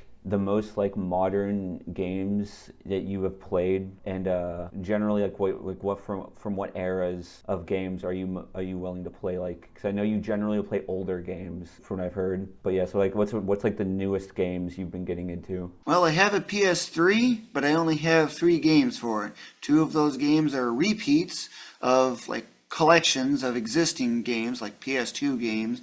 One of them is unique to the PS3, Guided Fate Paradox. It is the only and newest game I've played, still over a decade old. Is there any reason why you prefer older games versus newer games? The main reason is finances. I can't afford any of the newer systems. I have a PlayStation 5 on my wish list, and it's just being delayed. Have you ever looked into maybe emulating some newer games? Because I know for a while emulators for like the 3D era and onward have been kind of rough, but I know recently like they've been more stable lately. Yeah, I've looked into I mostly have emulation for PS2 and earlier, of course, because that's where all my games are. And so far I don't have PS3 or anything newer than that. When you're playing games, what are you looking for in the games themselves? Like what brings you the most enjoyment in games that gravitates you towards certain things in video games? Well, it depends on the kind of game involved. If it's a role-playing game, my heavy focus is on power leveling, just getting as powerful as possible with as little story as progress as possible. If it's something like a platformer, I mainly like to focus on getting extreme speeds, doing stunts, and all kinds of other weird stuff like that. What would you say are like some genres of games you just could never get into at all? Fighting games are probably the biggest thing. They're just too complex that I'd have to actually use a TAS in order to play some of them, because they're just too difficult. One example, Eternal Champions on the Genesis. I've played it by hand a bit, but I could just never really get past the first fight and the main thing. I might win one, but that's if I'm lucky. But with the TAS, I can guarantee I win. Shooters are another one, although some of the games I do play got some shooting elements in them, like Jak 2 and Jak 3, which are among my favorites. But it's more like the blood and gore kind of stuff that I don't like much. So you're into sort of more like an interactive type games. I know there are games that are more like all entirely about the plot, like Heavy Rain or something, where it's just like you're basically watching a movie. So you're not. I would imagine you're not into that kind of stuff. No, I like to be able to explore and just fiddle around and power level and all that kind of fancy stuff. Yeah, it's understandable. Because video games are not really meant for story, it's meant for interaction. If you want no interaction, just pop a Blu-ray disc and a DVD player and hit play. It's the only interaction. What music have you been listening to? Usually video game music, although I do listen to my own creations that I've got several of. And another kind of recent one has been The Lion Sleeps Tonight, which I picked up another roughly 1,000 plays on it. What got you into making your own music? Basically, it comes from my video game creation stuff that I do a lot of. I've been trying many times in the past to make songs. Now I finally got a sufficient enough lead that I can actually do so. And the master sequence is 024579111, modulo 12 after all the main notes. Basically, it's all the white keys on a piano. Then all the different keys are simply nothing more than a shift of up to 11 effectively, and then modulo 12 after that. Key changes. Then there's also minor keys as well, like 9, 11, 0, 2, 4, 5, 8 is harmonic minor. Did you like learn anything about like music theory in school, or were you entirely self-taught? I did learn some music stuff related in school, but this is way back in elementary school. Let's see, it took all the way until I began getting some guidance from one of my friends to actually pick up the fill in the missing link that's been holding everything back on me trying to get it. It's like one puzzle piece was missing to connect the most of the rest of the puzzle together. Yeah, so basically a lot of what got you in music was you kind of just deciding you want to be fully in control and for the music of your own projects, basically. Pretty much, you could say. Like Dimension Quest, one of my projects, I've been working on a few of its songs. I've got at least 3 songs completed right now. I've got ideas for 4 more. Yeah, I know. Whenever you're like doing a project, it can be kind of a burden to try to have to rely on other people for stuff. So I kind of get that. Yeah, plus if I do it on my own, there's a lot of advantages to it. Like I can style it however I'd like, for one, and of course, royalties don't have to be involved. Although, of course, since Barracan has had some contributions, there will, of course, be some royalties involved. And in terms of like video game music, what are like the types of music you listen to? Very catchy stuff usually, and that's like The Lion Sleeps Tonight. It's that Weemawa part that I really like. I noticed that it's a major chord that it follows, 4740 4740, as I refer to it as numbers. Everything with me is numbers, so do keep that in mind. Another song that I've got a ton of plays on with lyrics is a Christmas song, I Saw 3 Ships. And in terms of like what like video game music have you been listening to a lot lately? I actually haven't really been listening to video game music from actual normal games that are not my own for quite a while, but I think the most recent ones that I've played are, let's see, Salumanda. That's the name I give to a song for the 8th area of Zeliard. Yeah, Nature in the Rough, as I call the other one. It's from Jumping Flash, the very first level of Jumping Flash. And you still like will change the speed to make different variations of songs, right? Yep, I do that non-stop all the time. Yeah, because I remember you mentioned that in some of your videos and on your website and stuff. Yeah, relatively simple formulas for converting. At least to me, simple. The actual tempo change, very easy. But if you want to figure out the pitch change, you'll need to dig out a calculator and do a logarithm. Are you still a fan of the Bubsy games? Because I know there is like a bit of a stereotype online that like people associate you with Bubsy. I actually haven't really put too much into Bubsy. The most recent kind of Bubsy stuff I've actually done is more for maxing out the speed and overflowing it. I did a task to do that, since it's highly chance-based, or kind of chance-based. So with the task, I was able to achieve one of the things I've been trying to do for a long time. And it went a step further. Which Bubsy game specifically? The first one? Yeah, the first one, the best one, on the Genesis or Super Nintendo. And what are your thoughts currently on Bubsy 3D? Because I know there's that one video you made about like getting really high in Bubsy or whatever, and people, have been. I noticed a lot of people will associate you with Bubsy in 3D in particular. You're probably thinking the Bubsy 3D on the PS1. Yeah. I've only kind of recently got back at it, but just didn't really have too much interest. Although I would like to build a task for it. And have you heard about they're making a new Bubsy game? Yeah, Bubsy 4D. Almost certainly won't have the system for it for a long time. ... Is it coming out on PC? I'm not entirely sure. I'm actually not sure. I've only just heard about it, and that's about it. I just know it by name, Bubsy 4D. That's it. I played it at a gaming convention recently. But I'm not sure if it would have the same appeal as something like Bubsy 3D, though. Very different type of a game. What has your diet been like lately? Pizza and mac and cheese are the 2 dominant things. I'm assuming degreased pizza? Yep, degreased, the usual. What about in terms of like drinks? Well, leading up until I moved, I was mostly focusing on Propel and Powerade because it was the cheapest option that I could get, because it didn't have a Sam's Club within 100 miles of where I was. But now I have a Sam's Club that's, I'd say, maybe 8 miles away. Now I can get drinks at half the price.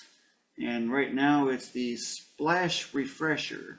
So you like to bulk shop? Do you buy in bulk for like most things or just groceries?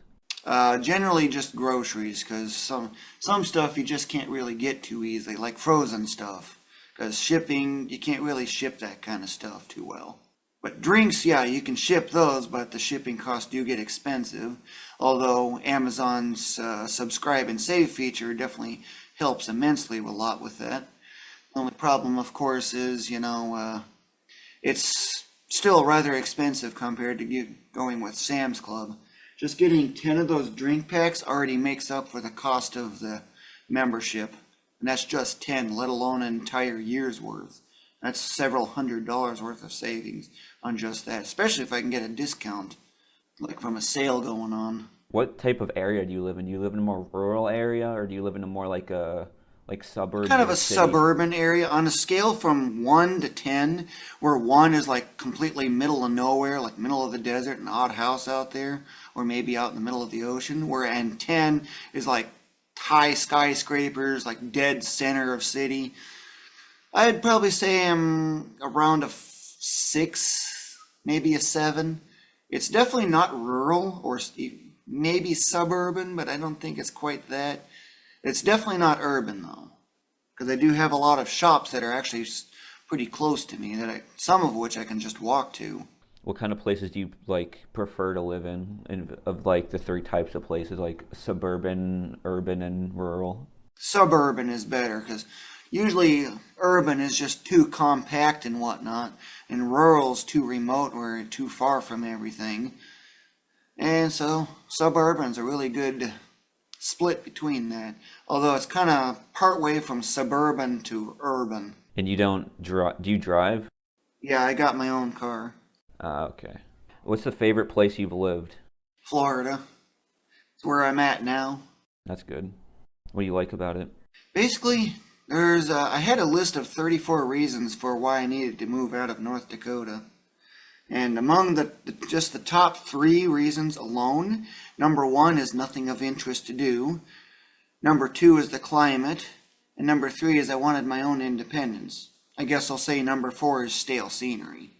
Whereas around here, well, I don't have the winter to deal with. No annoying white flakes to cause all kinds of trouble, except in very rare conditions.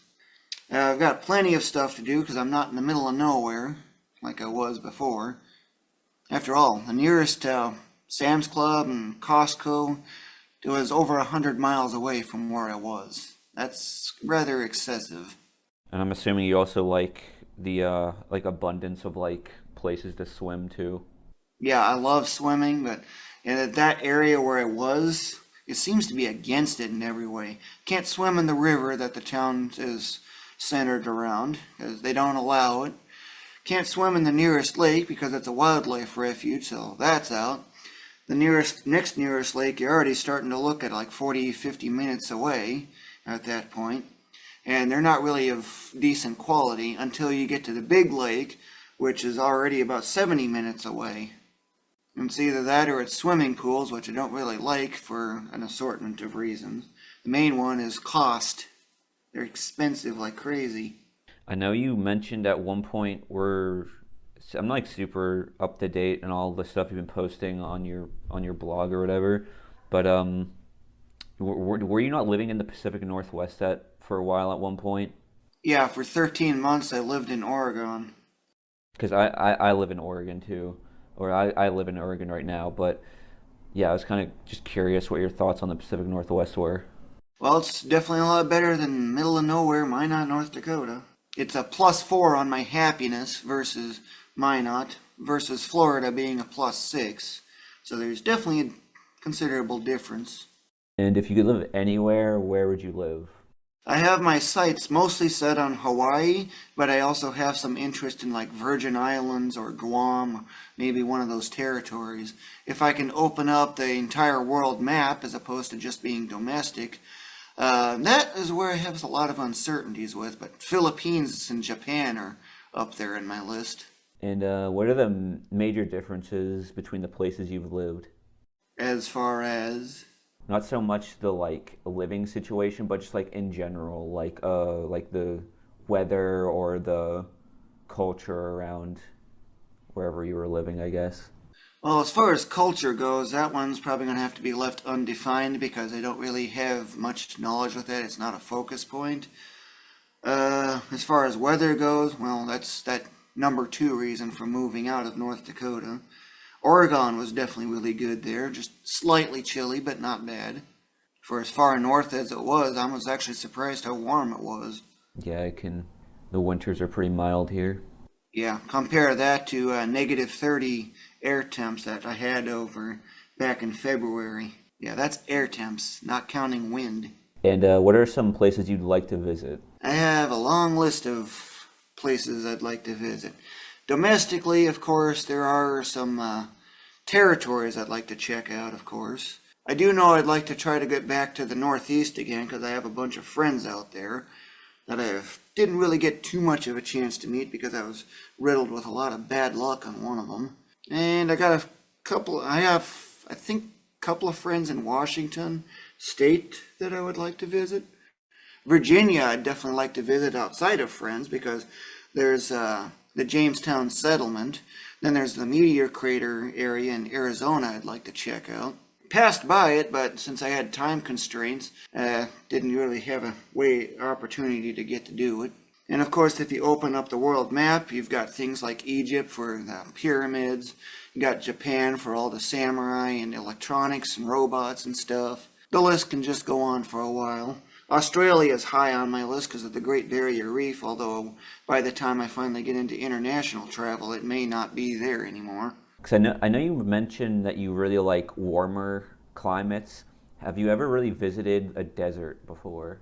I've been in through the desert, which is the Arizona, New Mexico kind of area, but it wasn't quite what I was expecting because I was anticipating like an endless field of sand, but instead I ended up getting a bunch of plants all over the place. It was pretty well vegetated for a desert, which surprised me. I was expecting a whole bunch of sand and all fancy rocks all around, much like the Bubsy desert background that I really love. It's the first thing I think of when I think of deserts, is the original Bubsy's desert setting. Do you have any interest in seeing maybe like the Grand Canyon? I almost considered camping at the Grand Canyon, but it was too much of a detour at the time, so I ended up postponing that and going with a different route, because it was like 100 miles off course. Yeah, it's really far out of the way. I was in Arizona once, but going to the Grand Canyon was like just not feasible. Do you plan on ever returning to YouTube or video making in general? I do still make videos, but it's become a major rarity at this point. One of the culprits is that I don't have video editing software other than Virtual Dub, and Virtual Dub can't open most any file format that's typically involved. Like, for example, MOV or M2T or M2TS. Virtual Dub won't open those. And when I try to play back those HD videos, it stutters a lot, playing back at 70% speed because it can't decompress quickly enough. And the previous program that I had, Sony Vegas, it doesn't seem to run properly on Windows 10. It's very, you can't even read the buttons because there's all kinds of weird distortions and stuff that only occurs in that program. It works fine in Windows 7, just not 10. So you use Windows, right? Yeah. Every other program that I've seen seems to not allow me to use the X264 codec, or if I can, it only allows me to set a bit rate, and I don't want a bit rate. I want the in-depth system that the X264 codec has in Virtual Dub, where I can set like Q for the quantizer value, or I can set like the B frame and P frame ratios and stuff like that. The number of threads to use. I really go into great depth because I've done extensive research in figuring out how to best optimize everything. And a bit rate by itself, that doubles the disk space requirements and hurts quality on top of that. I don't want constant bit rate. I want variable. Variable's a lot better. Have you looked into DaVinci Resolve? That's a free editing program that I use and I know a lot of YouTubers use. For some stupid reason, they request private information like address and stuff. Like, why do you need that just to download an otherwise free program? Something suspicious. Do you watch other people's YouTube videos? I cannot access YouTube because of a legal barrier with Google. What's the legal barrier? Well, because of my incident with YouTube back in the days when Google Plus was a thing, which I like to call Google Minus, because it ruined everything. Basically, they just kept taking away the features, and I got really mad. I turned my YouTube off, like turning off comments, because it was promoting bullying effectively, so I had to turn that off to eliminate that. They took away the custom thumbnails feature, and then they brought back the 15-minute limit when I was... Well, it makes no sense. How can I upload a 104-minute video just fine, then 2 weeks later upload 26-minute video and that's too long? How is 26 minutes too long when 104 is not? So, in outrage and them doing absolutely nothing to remedy the problem, even though there was a change.org petition that had over 300,000 signatures, I basically just abandoned YouTube, waited about 18 months or so. They still didn't fix it, so I just deleted all my videos, and of course that didn't want to go through all the way because about 50 of them wouldn't want to get deleted. Waited another day to try again. That, again, only maybe took care of just one, so I just simply deleted the account and looked for ways to block Google at the OS level. And I just block Google in every way. So at this point, I no longer agree to Google's online terms of use. Android phones are an exception because that's technically not online. I'm pretty sure you can still see videos without an account on YouTube. Actually, I cannot, because all I see when I access YouTube is a notice saying that it cannot find the server. That's because I have YouTube blocked at the OS level. Same with Google.com, GoogleAPIs.com, fonts.google.com, or whatever some of those other things are that there is. I've got it all on my blocks list via the hosts file. No program can access Google on my desktop because of that. Which also means reCAPTCHA does not load. And as a consequence, many websites tend to be dysfunctional. Are there any social media you use besides that? Facebook, that's the only social media I use. How do you feel about the documentary that was made about you? There's two of them that I'm aware of. One was made on a DVD or something. That one's grade D in quality. It's well below average. It's not put together very well.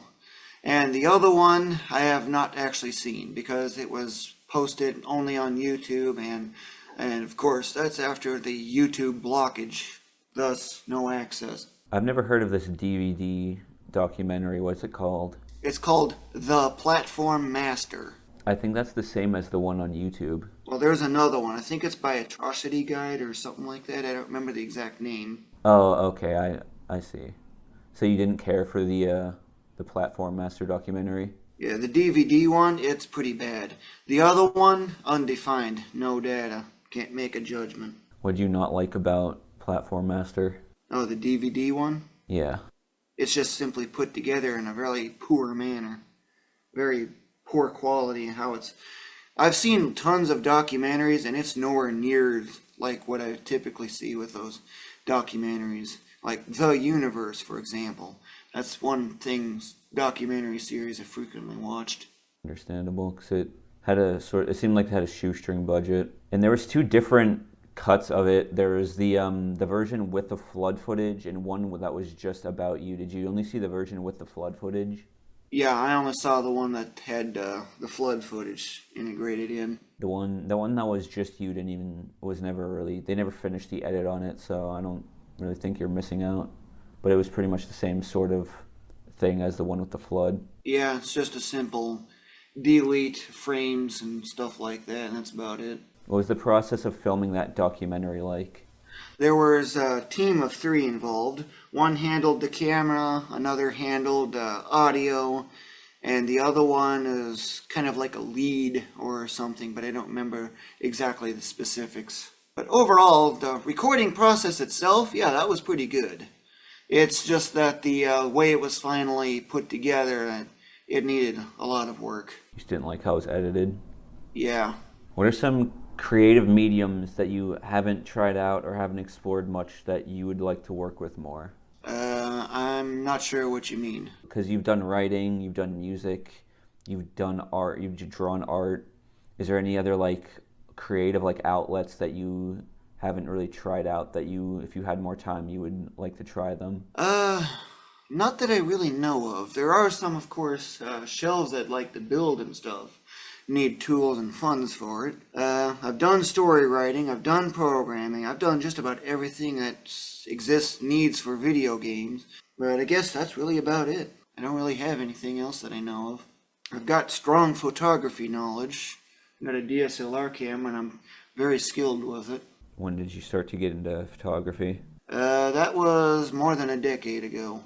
What are some projects that you've been working on lately?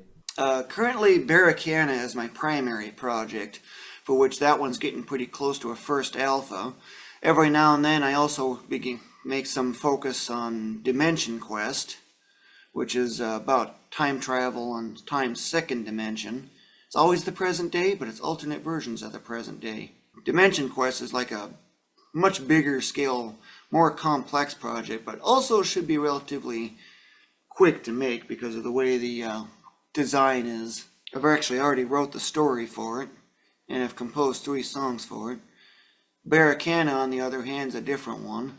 That's like a high fantasy sort of thing, with a king and queen, princess, elves. And so does that mean Platform Masters has gone on the back burner for the time being? Yeah, Platform Masters, I need to redo the entire game engine for it, because it's very inefficient, and with some of the stuff I've got going on right now, I can't even compile it because the SDL got changed and nothing's working for it, and among other things that I've done. So the only way I can run it is just to find the exe file and double click it, and that's it. It's the only way I can access it. Do you plan on writing any more books in the near future? No, mostly because of the issue I have with Lulu at the moment. What issue do you have with Lulu? I log into my account and I keep saying invalid username and password. Change the password and make sure I put everything in correctly, including the new password. Still comes up invalid username and password. Like, what? Why is it doing that? So I'm thinking that there's probably something Google related that's involved that's causing it to basically be blocked. So as a consequence, because the royalty checks are being sent to an address I no longer live at, haven't lived there for a few years now, I'm basically getting 0 royalty from that. Yeah, that's unfortunate. Have you considered maybe, because I know you were on your Patreon, you were like selling like the digital text versions of the the script to Dimension Quest. Would you ever consider maybe just like on your Patreon selling like digital only versions of books? Maybe. That is actually something I haven't really thought of very much. I do have ebook versions on Amazon, at least. Because that might be worth looking into if Lulu's giving you problems. Do you ever draw art for fun outside of using it for your games? As far as like paper, pencil, paintbrush, that kind of stuff, not really. I don't have that much interest in that sort of thing. Although I have done that like once or twice because I did draw a picture of a scene of one of the dreams I had. But if it's digital stuff, it's pretty much everything I do is just mainly for my games. If you ever do draw at all, what kind of stuff do you enjoy drawing the most? Basically landscapes and scenery. Very much like, of course, how Platform Masters has mostly been, is the landscape and scenery and stuff. And which of your videos are you most proud of? That one I don't really know. Any come to mind, like you look back at fondly? I've got like 1,000 videos, so I don't know which one, and I haven't seen any of them really in several years. But then again, come to think of it, there's this 4K video I made involving my space scene generator for that's mainly meant for like a 2.5D remaster of Barricana or other projects in general, which may include a future Platform Masters reattempt. And that's the main one, I'd probably say. I really liked how well that one came out, especially showing the warping and stuff in the corners, because I have the perspective formula and exactly mimics everything that you see. Even in normal 3D games, if you have a wide field of view, you can see distortions and warping going on in the corners. My perspective formula I have exactly replicates that. So those are like the lighter questions. Here's more of the what I called the heavier questions. What phobias have you overcome? pretty much almost every single one of those that I originally had, except for one. Which one? 2 certain P words. I see that one.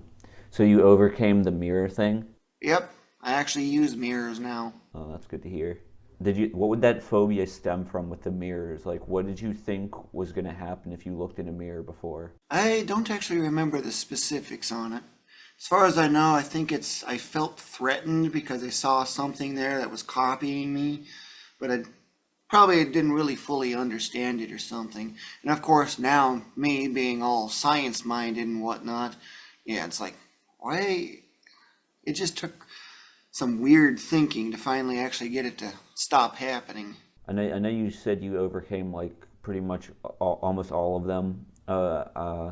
Maybe you could give like a broad like what was the process of getting over these fears for you? That I just don't really know. Just time.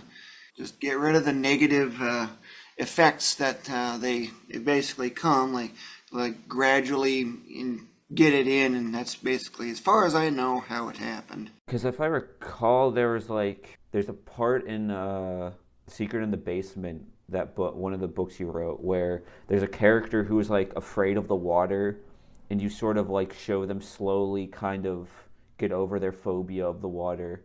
Was that like based off of a thing that actually happened to you? It's actually pretty close, believe it or not. Triangle YMCA Camp, July 20 of 1997. I almost remember the exact date. That part I felt like I assumed had to come from some like real experience, so that's Yeah, good it's to know. based on my actual real experience, but of course modified to go with the environment or setting of the book itself. Yeah, I think that was in Act 10 of the story, but I don't remember exactly for sure. Do you think that maybe being more independent is one of the factors for how you got over some of your phobias? Yeah, independence probably certainly helped a lot. Getting a job has helped a lot. Like just because depending on your family maybe made you feel more stunted or something? Possibly, but I don't have sufficient enough data to make a judgment. There's too much uncertainty, basically. That's understandable. Did you ever or do you believe in spirits or ghosts? Because I noticed you mentioned them a lot in your second book.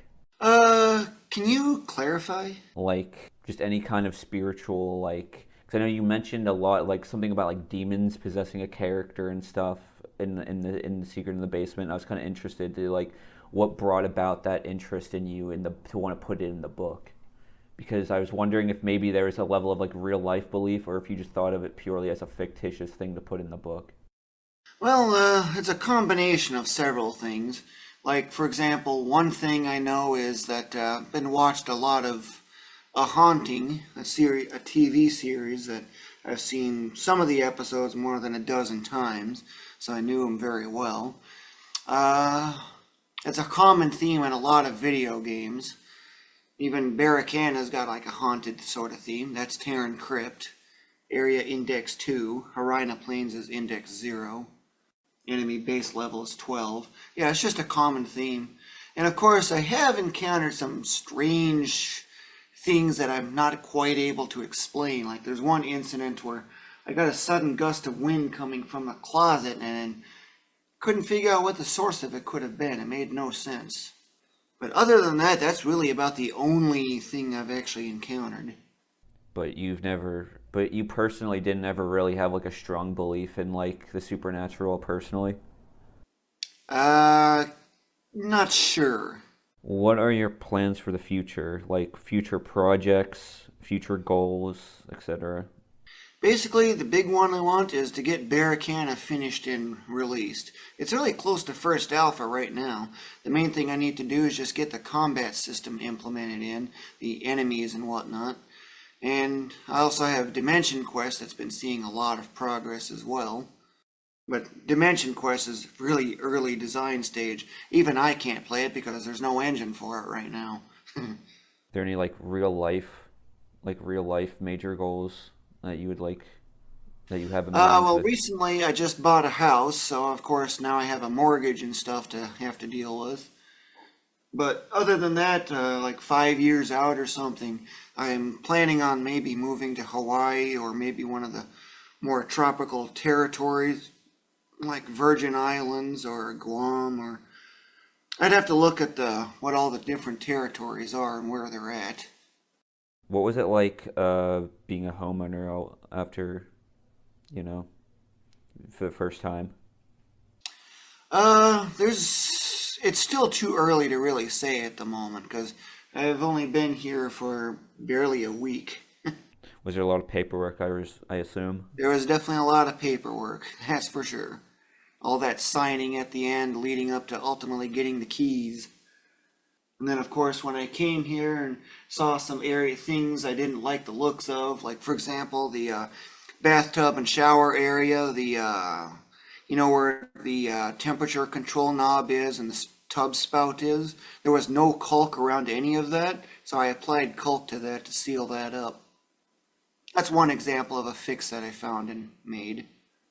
What were your experiences with bullies in school? It's so long ago that I kind of don't really remember them right off top of my head anymore. But as far as I know, they just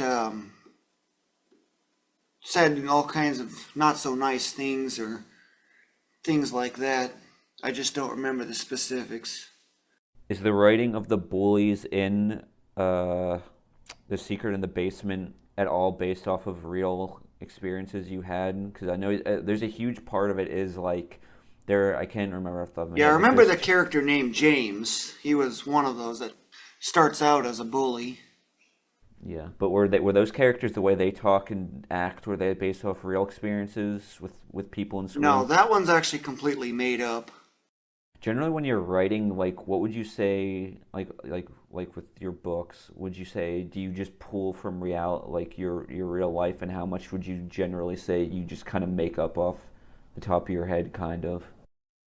There are a few things that are actually based on real life experiences, but most of it I just quickly think up and right on the spot pretty much. To like fit the plot? Yeah. Like the main theme for Secret in the Basement with all the symbols on the wall, I actually had a dream that featured something very much exactly like that. The turning around and then seeing the barber pole and the lights on there, but it didn't have the specifics on what the lights exactly were, other than just the barber pole itself. It was kind of a strange dream, like a secret area hiding in the basement, and that was the main inspiration for that particular book. How often would you say your dreams are inspirations for your creative ventures? Fairly often. So I was going to say, because a lot of the times they do often have like a sort of surreal, dreamlike quality to them, so that kind of makes sense. What was the process of becoming independent from your family like for you? Initially, of course, I just felt like I just didn't have any independence whatsoever.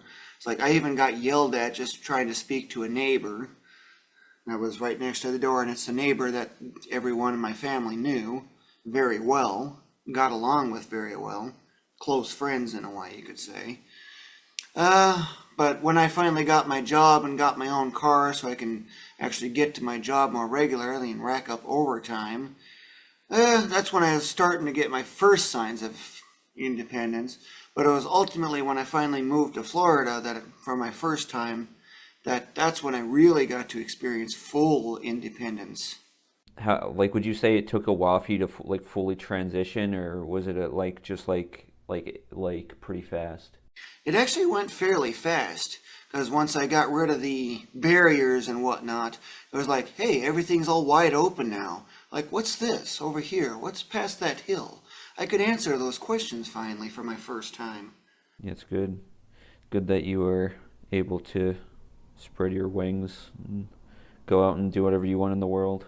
Yeah, still have yet to get into international travel, though, but that's unlikely for a while. Yeah, it's pretty expensive. Yeah. Expenses are one thing, but I also need vacation time, and U.S. Jobs have almost nothing for vacation, so it's frustratingly difficult to do anything. Yeah, it's unfortunate.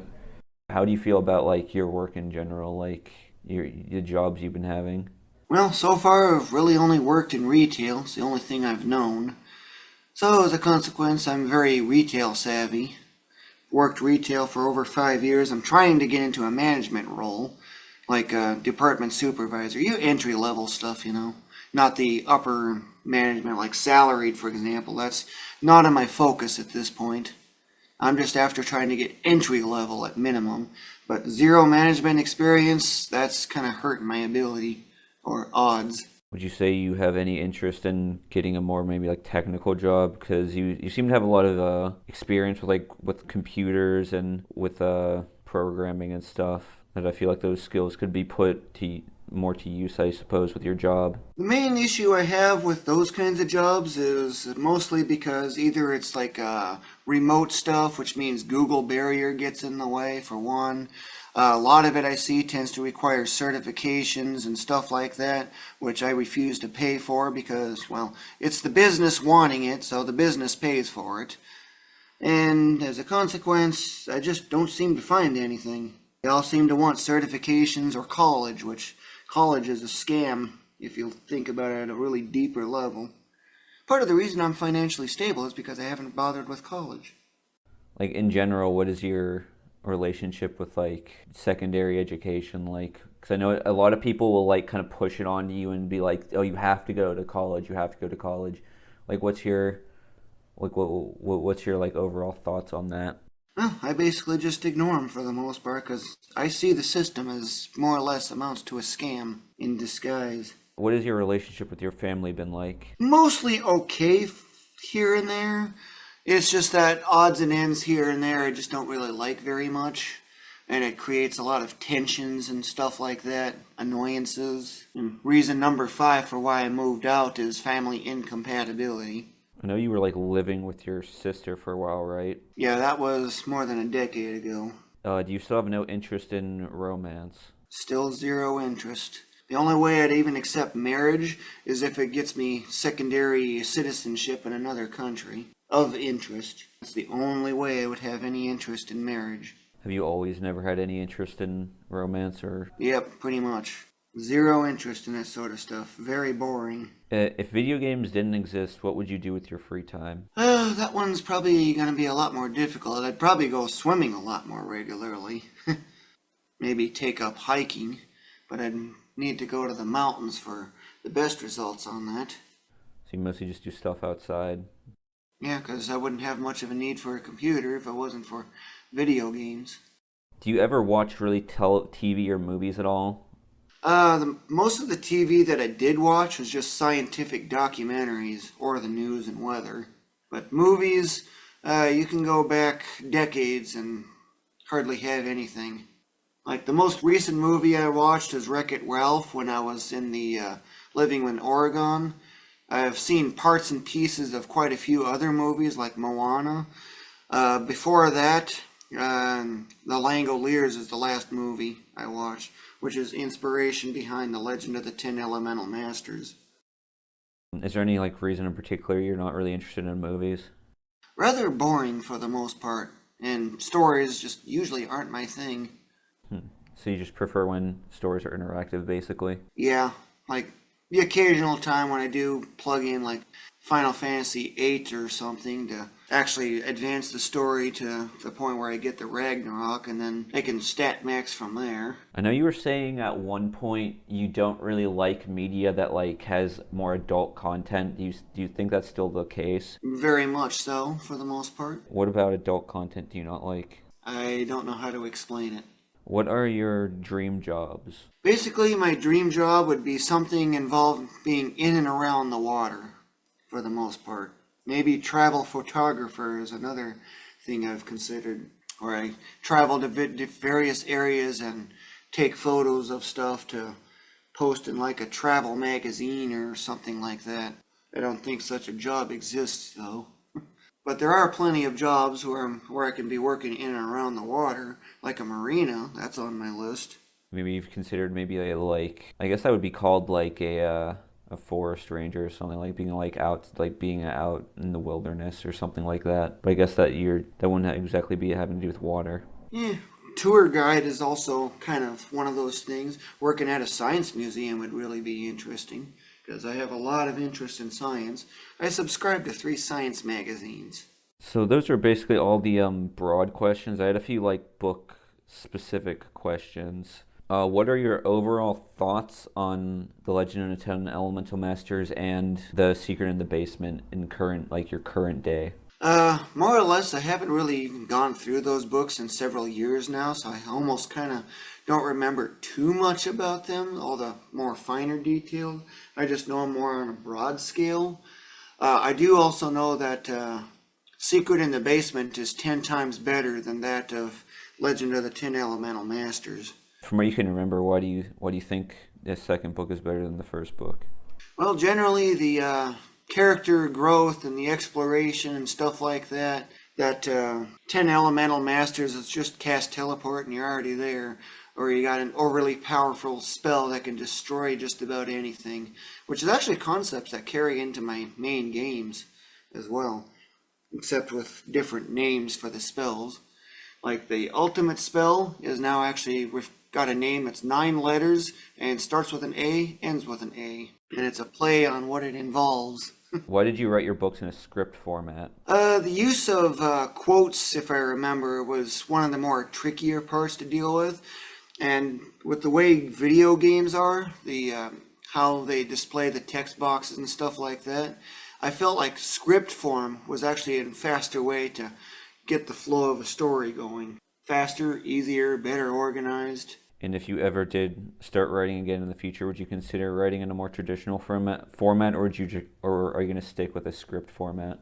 I like the script format easy. It's much easier to work with. It's faster and also more compact as well. Why did you make the Knuckles character in Legend of the Ten Elemental Masters genderless? I have no data on that. I do not know. I think, as far as I know, it's because he's an alien that he effectively has no gender. I just refer to him as a he because, well, it's often the default in a lot of cases. But technically, he has no gender. Like if you were to go to another planet and look at how civilization might be there, there might not be a gender system.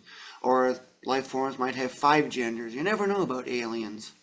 Do you read other people's books very often, if ever? Very rarely. Like what kind of books do you remember liking and reading? There's one book that I've got called Scientia. It's a science kind of thing, of course, obviously. Other books I've got are like Space Atlas, and there's probably another one or two here and there. But mostly nonfiction. Yeah, nonfiction.